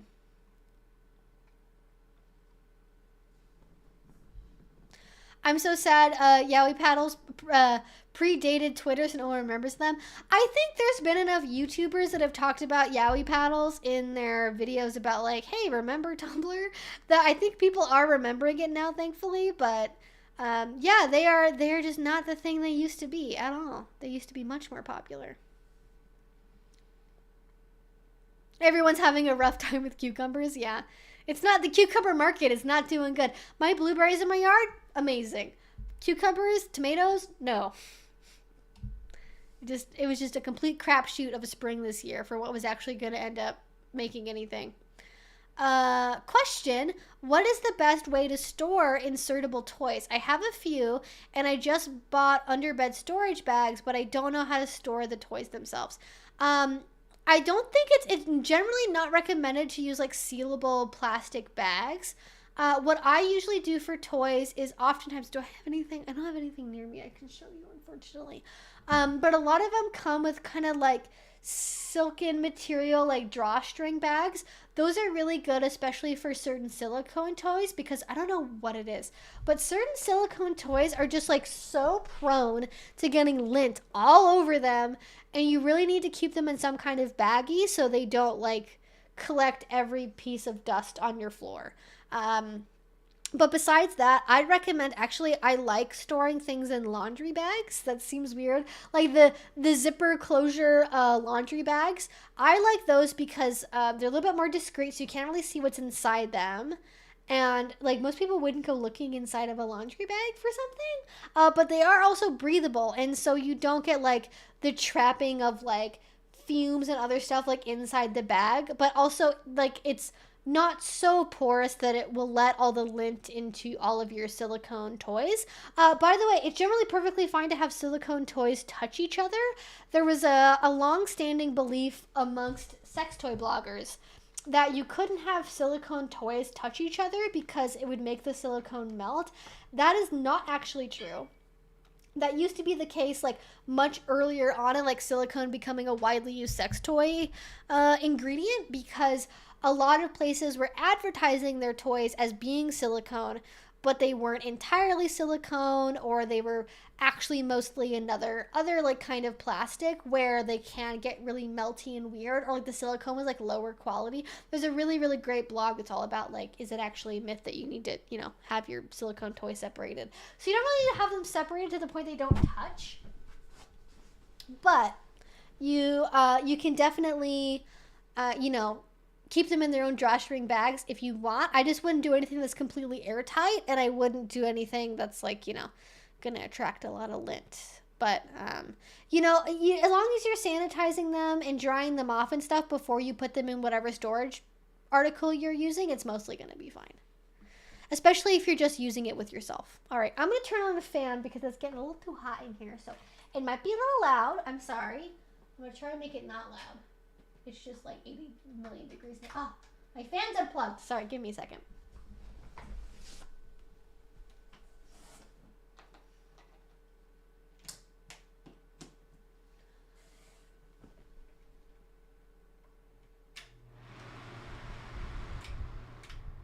Okay, hopefully that won't be too bad. My legs are just like on fire. They're so hot. My legs, like my leg, like from SpongeBob. I watched SpongeBob so much as a kid. All right, this is where I'm gonna hang out now for a minute. What is no hair, get out of my face. Ooh. Okay, all right, let's get into more questions. Okay, oh gosh, we only have half an hour left. All right, speed round. Pickling carrots and green beans are delicious. Pickling onions, asparagus, beets, etc. So many things can be pickled. I would love to do pickled carrots and green beans. That sounds so good. But I need to grow them first, so, you know, there's that. Thank you for your answer. That sounds interesting. How is the leather one? I've had trouble in the past with seeing through the bottom of the other blindfolds, and I'm wondering if they have the same issue. With these ones, I haven't had that issue because they're kind of cupped at the bottom, so they have, like, extra padding through here. And I find that works really well for keeping the light out. But if you want to make sure you have, like, total complete darkness, I would either recommend, actually, you can get one of those like cupped eye blindfolds for like, my dog's making weird noises. You can either get those like cupped eye blindfolds you can get for like airplane travel. Those ones tend to be cheaper and can actually be really good at blocking out light, or you might want to look into a hood. Those are definitely more expensive, but you can also just like get a pillowcase.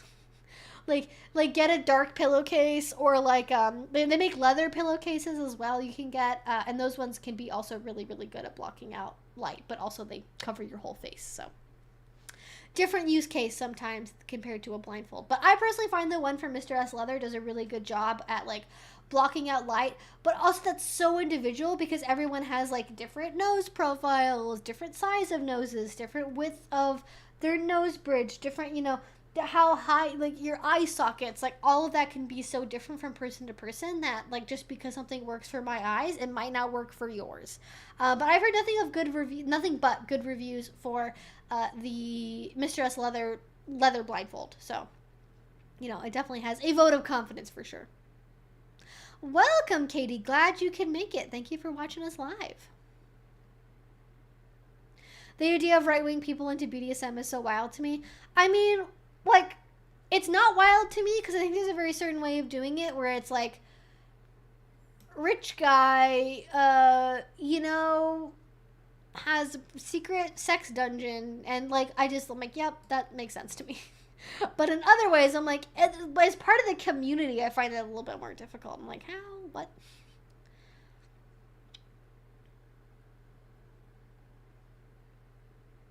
Oh, yeah, I guess there's, like, the food-grade storage containers. I mean, like the rolling the under-the-bed kind? I don't know. I just wouldn't get anything that's completely, like, airtight because it can also trap stuff inside, and you don't necessarily want that.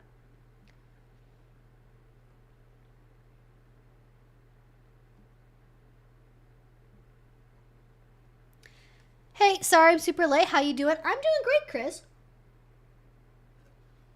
Thank you for asking. Let me go back. It yeeted me to the bottom of the chat, so I'm trying to figure out where we were, and then when we get back into answering questions, let's see here. Something about juice? Oh no, June. I had something about juice. I was like, wait, what? That doesn't make sense. How do you vet a play partner when you are new to the scene or switching partners? A great question, Olivia. What I would say is talk to your local community. That is always going to be your lifeline for finding out about people. And I wish there was an easier way where you could magically know about people than having to talk to other people about them. But, we don't have, like, Yelp reviews for tops. So we're doing the best we can with the resources we have, which is each other. And so talking to each other about tops and, asking people about, hey, I'm kind of new to the scene. I'm thinking about playing with so-and-so. What do you know about them? I would ask other submissives or other, like, submissive leaning switches or bottom leaning switches about the individual if you're playing as a bottom or a switch yourself. Just because if you talk to other tops, especially if you're new, there might be the temptation to make them sound worse than they really are to get you to play with them instead. And, like, it's fucked up. People shouldn't do that, but they do. So I wouldn't necessarily always rely on other tops. Because also, like, other tops don't know what it's like to play with other tops. So, like, is their opinion even really, like, more valid than that of other submissives? I don't think so. So I would talk to other submissives and other people in the community. Go to Munches. If there's a local Discord chat, join that. If there's, what else is there? FetLife groups, things like that. People are usually more than happy to help. And, like, as soon as you start going to Munches and being part of a local group or a local scene, they will be more than happy to help you. Like, especially if it's somebody who says they're, like, really well known and really prominent. Like, if they're actually somebody who's known and prominent, like, whatever local groups are out there are probably going to know about them. So just keep that in mind.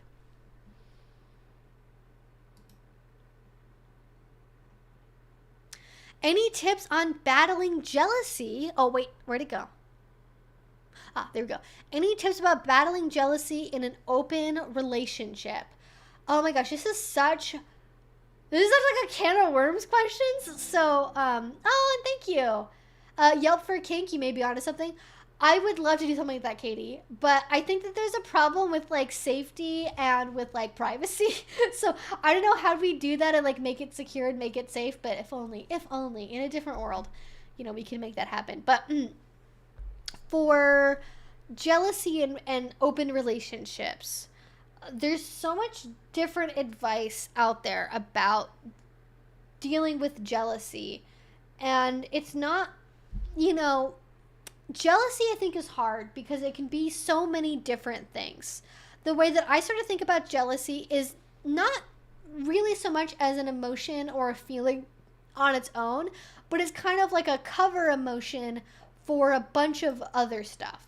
Like jealousy can be a sign of envy for what someone else has that you don't have, right? Like they have, you know, really long, beautiful legs, and I wish I had really long, beautiful legs like they do. Or it could be about possessiveness, right? Feeling like you have a right over someone and feeling like my partner is mine. Why are they going to someone else? That makes me feel upset. Or it could be about, you know, fear of loss, right? Oh my gosh, my partner's going to leave me for this other person. That makes me afraid and scared.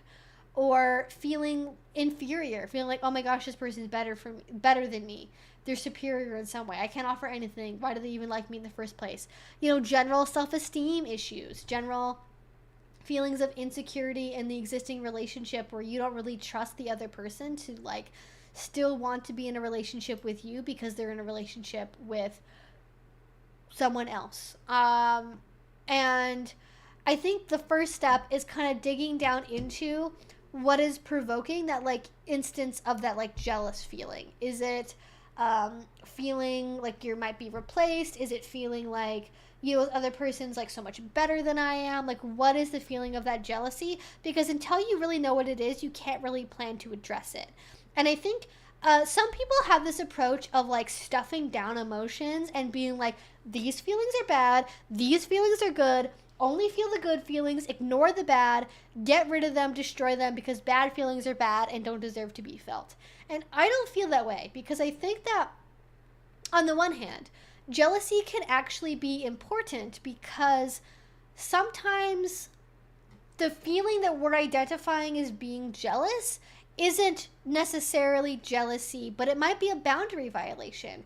It might be, you know, because I think a lot of feelings in poly get minimized into being like, oh, you're just jealous, when it really is a legitimate feeling. Like, if you negotiate up front with a partner to be like, hey, we're using condoms with other people when we have sex with other people besides just us two. And then if later your partner who originally agreed to that says, I'm actually not going to use condoms with other people, just deal with it. And if you have a reaction to that, that might be labeled as, oh, you're just feeling jealous. You're just insecure because I'm going to fluid bond with someone else, right? And you can't control that. And you're just trying to control me. Stop being so jealous. But you're allowed to have that boundary, right? You're allowed to say, I only want to be in relationships with people who use barrier protection with other partners. You're allowed to have that. Now, they're allowed to decide to change their mind, to decide, I actually don't want to do that anymore.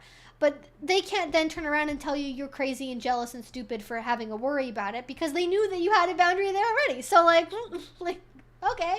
So I don't think we should completely always think about jealousy as a negative emotion or something to ignore or something that needs to be, you know, rationalized out of, because oftentimes in poly, when people are trying to weaponize feelings or absolve themselves of bad behavior they've done, they will go, you're just being jealous, you're being crazy, especially poly men to poly women. Let's be honest. A lot of poly men that say that they make agreements to one thing, they decide, hey, I'm going to do XYZ thing, I promise we're going to have XYZ boundaries. Especially newer poly men, when they get into kind of deeper scenarios in poly and they say, I agree to use condoms with other partners. I agree that I'm always going to, you know, give you 12 hours of notice before somebody comes over to spend the night. I'm agreeing to do all these things, right? And if they start unilaterally, no discussion, kind of breaking these boundaries and going, I don't really like that anymore. That's not really for me. Sorry. I decided I don't like that rule anymore. I decided I don't like that agreement anymore. I decide your boundaries annoy me and they're not allowed to be boundaries anymore. Sorry, get over it. That is really toxic and bad. Like, if you don't want to have a boundary, don't agree to the boundary. Don't do that. Don't negotiate for something you're not really actually okay with having be a parameter of the relationship. And you can have a conversation where you talk to a partner and come to a mutual agreement to change something.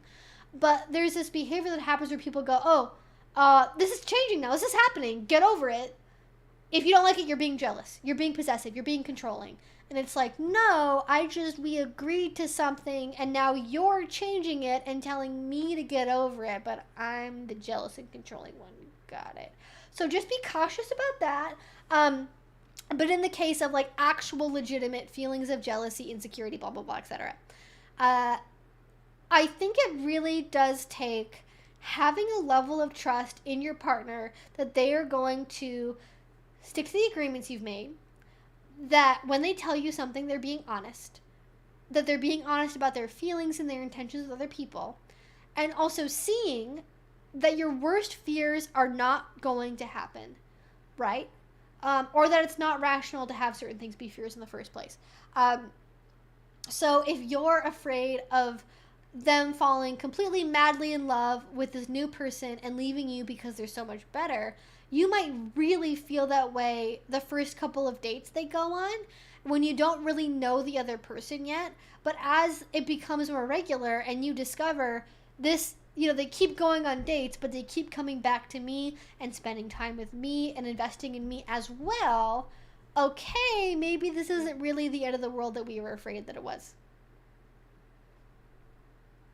Did some noise just fucking happen? What the fuck was that?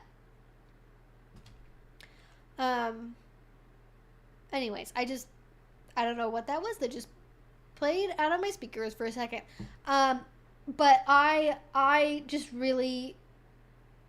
Jealousy is just so complicated because I think people get so worried about feeling jealousy and they make it this like huge issue that I really don't think we should be focusing on in poly nearly as much as we do. Like, I think you just need to understand jealousy is a feeling. Feelings happen. We choose what we do with those feelings, right? We can have instantaneous emotive reactions in the moment. We might cry. We might get really upset. We might need to emotionally withdraw in order to deal with those feelings, and that's one thing.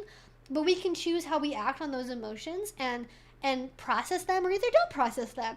And I'm very pro processing the emotions, finding out where they're coming from, finding out what we can tell ourselves and demonstrate to ourselves. I think even more importantly, to disprove that feeling. Because I think you basically have to have this conversation with yourself in your head where you go, okay, brain, the parts of my brain that I'm talking to right now, what is this feeling? Where is this coming from? Why is this happening right now? What are you trying to protect me from? What are you trying to do to help me with my feelings? Because I think if you start working with your feelings from a collaborative perspective as opposed to a combative perspective, this is the piece that a lot of people are missing, because a lot of poly advice is shut down jealousy, make jealousy your own problem, don't burden your partners with your jealousy, figure shit out on your own, and just goodbye, done. And I really think that you need to be able to sit with yourself and go, okay, like, acknowledge that your brain generally gives you feelings for a reason. It is dealing with a script where it's expecting certain things, it's afraid of certain things, it's trying to keep you away from harm. So kind of turn inward and go, okay, why am I feeling this feeling? Okay, the feeling I'm feeling is I'm feeling insecure because I'm afraid my partner is going to leave me for this other person. Okay, why are you telling me this feeling? Why is this important? What are you trying to protect me from? Okay, we don't want to be abandoned because being abandoned is scary. Okay, how long have I been with this partner? Have they ever abandoned me before? And especially if you have trust issues pre-existing in that relationship, this questioning becomes a lot more difficult, because if your partner ghosted you, if you separated for like years and you're just getting back together with this partner again, or you haven't been together for very long, asking the question of like, okay, well, do I know, have they abandoned me before? Are they generally with me? What can we do to kind of talk ourselves out of this fear that we acknowledge is trying to be a help, but maybe actually isn't being helpful and is actually being detrimental? And if you have to tell, well, they did leave me that one time, they did lie that one time, this process becomes a lot more difficult. I just want to acknowledge that, but you can talk through and be like, okay, so we know they haven't left us before.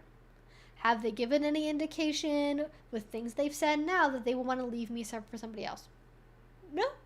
Okay. Well, then maybe what we can try to do instead of actively worrying about being abandoned, we can look for ways to feel more connected in this relationship right now that isn't just controlling the other person's behavior. So how can we do that? What would make us feel better? Okay, I really like it if after their date we got to cuddle on the couch, or after they spend the night together somewhere else, we go to a farmer's market, or whatever. Just come up with ways that you can kind of, okay, brain, what are we doing? What is this feeling? What are we protecting ourselves from? What can we do to navigate around that feeling and disprove why this feeling is maybe like so intense. Maybe it can be a little bit less intense, a little bit less of a worry. And what can we do to prove to ourselves that we maybe can let go a little bit of this worry and fear?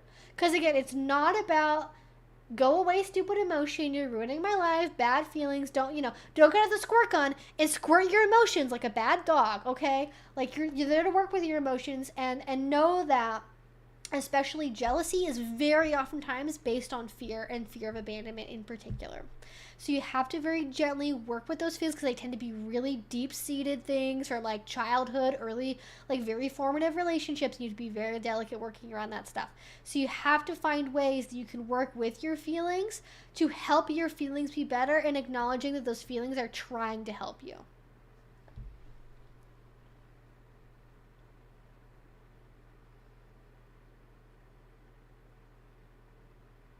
So that's my opinion about jealousy.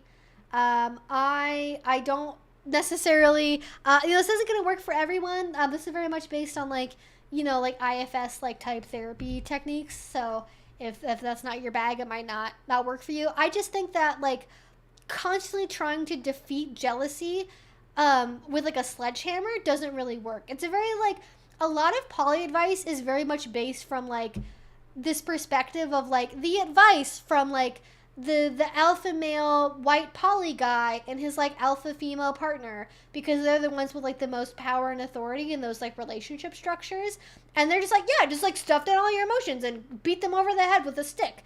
And it's like, okay, but like that's not how most people like relate to their feelings or deal with problems, and just because you do it doesn't make it healthy. And you just have to be careful when you're listening to advice and like just take things with a grain of salt because of the perspective they're like coming into things from. Anyways, oh my gosh, we have like 9 minutes left. Okay.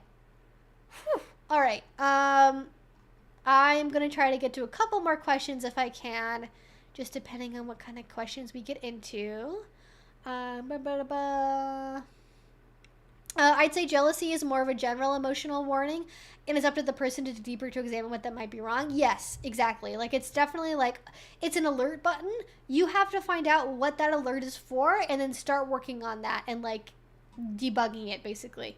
And the more you do that, the easier it gets, right? The more that you are able to go through your brain and be like, do I need this? Is this helpful? What can we do instead? That will help you eventually over time be better and better at like working through the emotions of things like jealousy, like before they even start to get really intense, because your brain kind of is forming a new pathway with like new ways to respond to things that it's experiencing, Talking works better on most emotions than beatings, and that's from someone very in favor of beating solving problems. Listen, even in BDSM, sometimes you can put away your boxing gloves. You can put away the beating stuff up. It works for some things, but not all things. Catharsis pain is valid. Not necessarily a universal solution to all things, Stuffing down feelings often gives those feelings more power. Yeah, because then they're trying, like, and that's why it's self-defeating, because, like, the more, like, unless you're really good at, like, eliminating feelings, just being like, I'm going to stop feeling this. And I know some people that are like that, where they just go, boop, feeling's not rational, goodbye feeling. Like, they're just so instantaneous with it. But for the most part, if you're an emotive person and you feel things strongly, especially, if you're trying to stuff stuff down, like, those feelings are going to try harder to get out, because they're like, oh my god, warning, I'm trying to help you. You're not listening to me, you dumb bitch. Listen to me. These feelings are important. I'm going to try twice as hard now to make you listen to me, which means I'm about to make your emotional experience 2 times as bad. Like, that's why it doesn't work, is because it just, the emotive struggle that happens when you're stuffing feelings makes it even worse, because you haven't actually solved the underlying problem. You've just now added additional brain panic onto it. And that's not helpful for anyone. That's not helpful for anyone. Don't do that.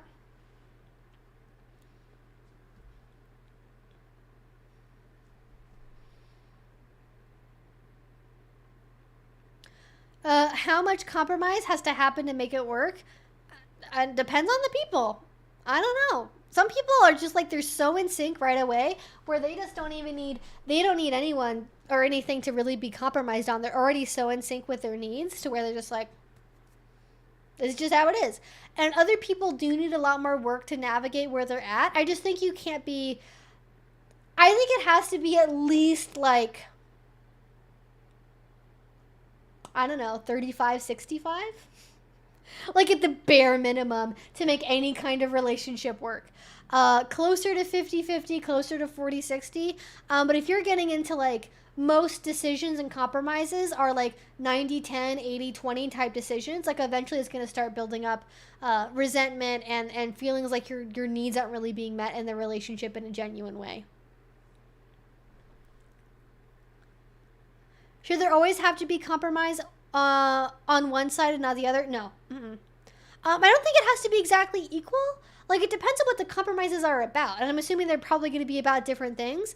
But, like, you know, it just can't always be one person. And it can't always, like, you know, it has to be a collaborative process, you know? And if you're not doing things in the spirit of it being a collaborative process, then it's not going to work out very well for you. All right, I think I have time for like one or two more questions. Let's see what we got.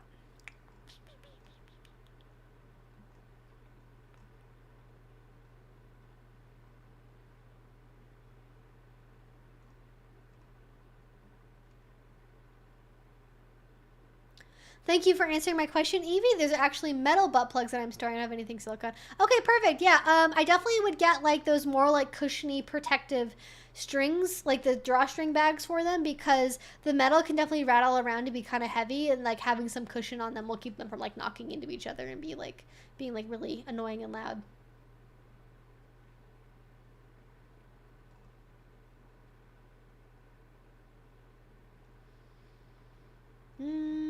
I'm just like scanning for questions. So if I'm missing anybody's like comments or chat or whatever, I'm just trying to make sure I get to questions. So I'm not necessarily always going to be like, you know, responding to everyone's, you know, things all the time.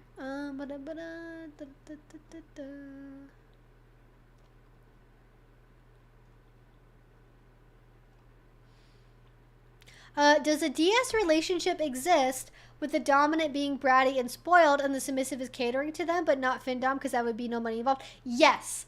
If you haven't seen my video on princess relationships, I would definitely watch that one, because I feel like princesses are a really good example of a DS relationship where the dom can be bratty and like that spoiled kind of type bratty energy. But not really necessarily always in a findom way. You might also want to watch my video I did about bratty tops and doms, because that's also kind of in there as well. But yeah, it doesn't have to have findom. And also princess, though, obviously the term princess has like a gendered connotation.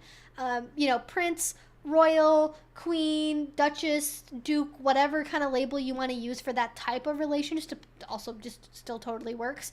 But it's that kind of energy of kind of being that bratty and spoiled person, but not being the submissive in the relationship.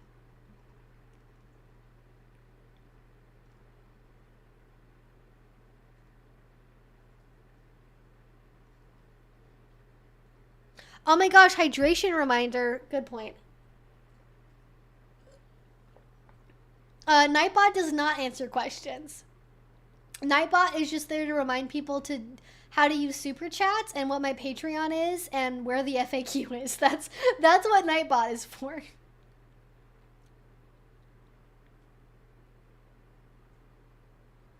Anya says, hi, it's my first time commenting. I have a question. I'm not in the scene, just interested to learn more about kink. I find videos of female submissives triggering, probably because of abuse associations. Have you seen that in the BDSM community, or is it rare? Is it triggering for people? Thank you. And people can be triggered by like literally everything. So it isn't surprising to me that there are people who are triggered by like female submissives. I wouldn't say that's common in the BDSM community, because you are going to see women bottoming to men. You are going to see that unless you are in a gay men's only club, you are going to see women being submissive. Even if it's in a femdom club, you're going to see women being submissive, because there's lots of women like submitting to women, you know. Wouldn't know anything about that. But you know, if you're trying to avoid looking at female submissives, it's going to be very difficult to avoid that in every BDSM scenario. And I totally think, like, you know, especially if you're somebody who experienced like intimate partner violence, I totally get it that that might be upsetting or triggering for you. But at the same time, it's also like not abuse. And so I think if you want to be comfortable being in the community, it's worth, with a professional, working out kind of that trigger around that and seeing if you might be able to eliminate kind of the abuse associations from what is like a healthy, consensual, happy, negotiated BDSM activity that both people involved are doing. But I don't think overall for a lot of people it's like rare. I just don't think that happen to go to a lot of in-person BDSM events because of like if it's that level of being triggered. But a lot of women are triggered by like, you know, they don't want to be a submissive themselves, and that's like a lot of femdoms I think don't like female submissives or like don't want to be associated with being a female submissive. So, you know, there's certainly sort of aspects to that in there as well, but you know, I wouldn't say that it's like, you know, I don't think I've ever run into anyone in a dungeon that said that they're triggered by female submissives, but not because people like that don't exist. It's just because the level of trigger is there and it's kind of unavoidable when going to an in-person BDSM, you know, setting. All right, I have time for one more question, and then that is going to be it for the night. Hi, Evie. I'm a cis man in my 20s. I'm definitely some sort of D-type, and I want to well educate myself on best practices and skills for someone like me. Can you recommend any resources or people?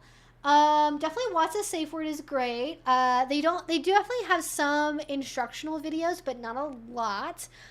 There's not really a lot of like male like BDSM content creators on YouTube, unfortunately, especially from like a dominant perspective. But Mr. Christopher, who's on What's a Safe Word, is super funny, super great. He's been in the BDSM scene for fucking forever, so he definitely knows a lot of stuff and like navigating, you know, BDSM scenes, BDSM relationships, and things like that. I really like, and especially if you're in your 20s, this may kind of be right up your alley. There is a Reddit community on Reddit that is called r/BDSM community. Not r/BDSM, not r/BDSM personals, r/BDSM community. That is a really great place to go to ask for general advice about BDSM, finding resources. What do I do as a new dom? How can I start to sort of embrace my dominant side? There's a lot of like well-educated people that have lots of experience in BDSM that help operate that particular subreddit that I think do in general a really good job of answering questions. So that would be kind of where I would go to kind of get a start. And then, you know, any of the resources I have in my FAQ in terms of like books, documentaries, online classes, how to find online classes, all of those things, they might not be catered towards like cis male dominance all the time. Though there are some books that are Anton Fullman has a pair of books that are about dominance from like a male dom perspective. You might enjoy reading those if you're into reading books. I don't know if they have audiobook versions. They generally don't, but there is at least an ebook version. And yeah, I think that is it. We are at 8:02, so we're gonna go. All right, stream completed. Thank you all so much for being with me on this Friday night. I'm sorry I couldn't get to everyone's questions. That's what the super chats are for, is for getting the questions on time. So just remember that. And then again, thank you all so much for being here. I had an amazing time. And yeah, if you guys want to make sure to not miss out on other live streams, we do stream every Friday starting at 6 o'clock Pacific time. So that's 9 o'clock on the East Coast, and then I don't know what time it is in Europe. I have all the times, they're down in the description box. But yeah, you know, subscribe, turn on a notification bell, because then YouTube will notify you, hopefully, about when I actually stream. And hopefully I will see you all next time. Stay safe, stay cool, drink your water. It's, if you're anywhere in the northern hemisphere right now, I think it's just burning hot, so you know, stay safe, wear your sunscreen, drink your water, and I will talk to you all again soon. Bye. Oh, let me show my dog before we end. Bonus dog! Bonus dog! Bonus dog! Bonus dog! Hi, you. Do you want to say goodbye? Oh, I know. Bye-bye. Bye-bye. Bye-bye. Good girl. Good girl. Yeah, look at that tail go.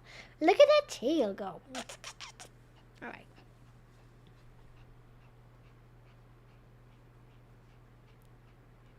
She's just gonna breathe heavily into the microphone.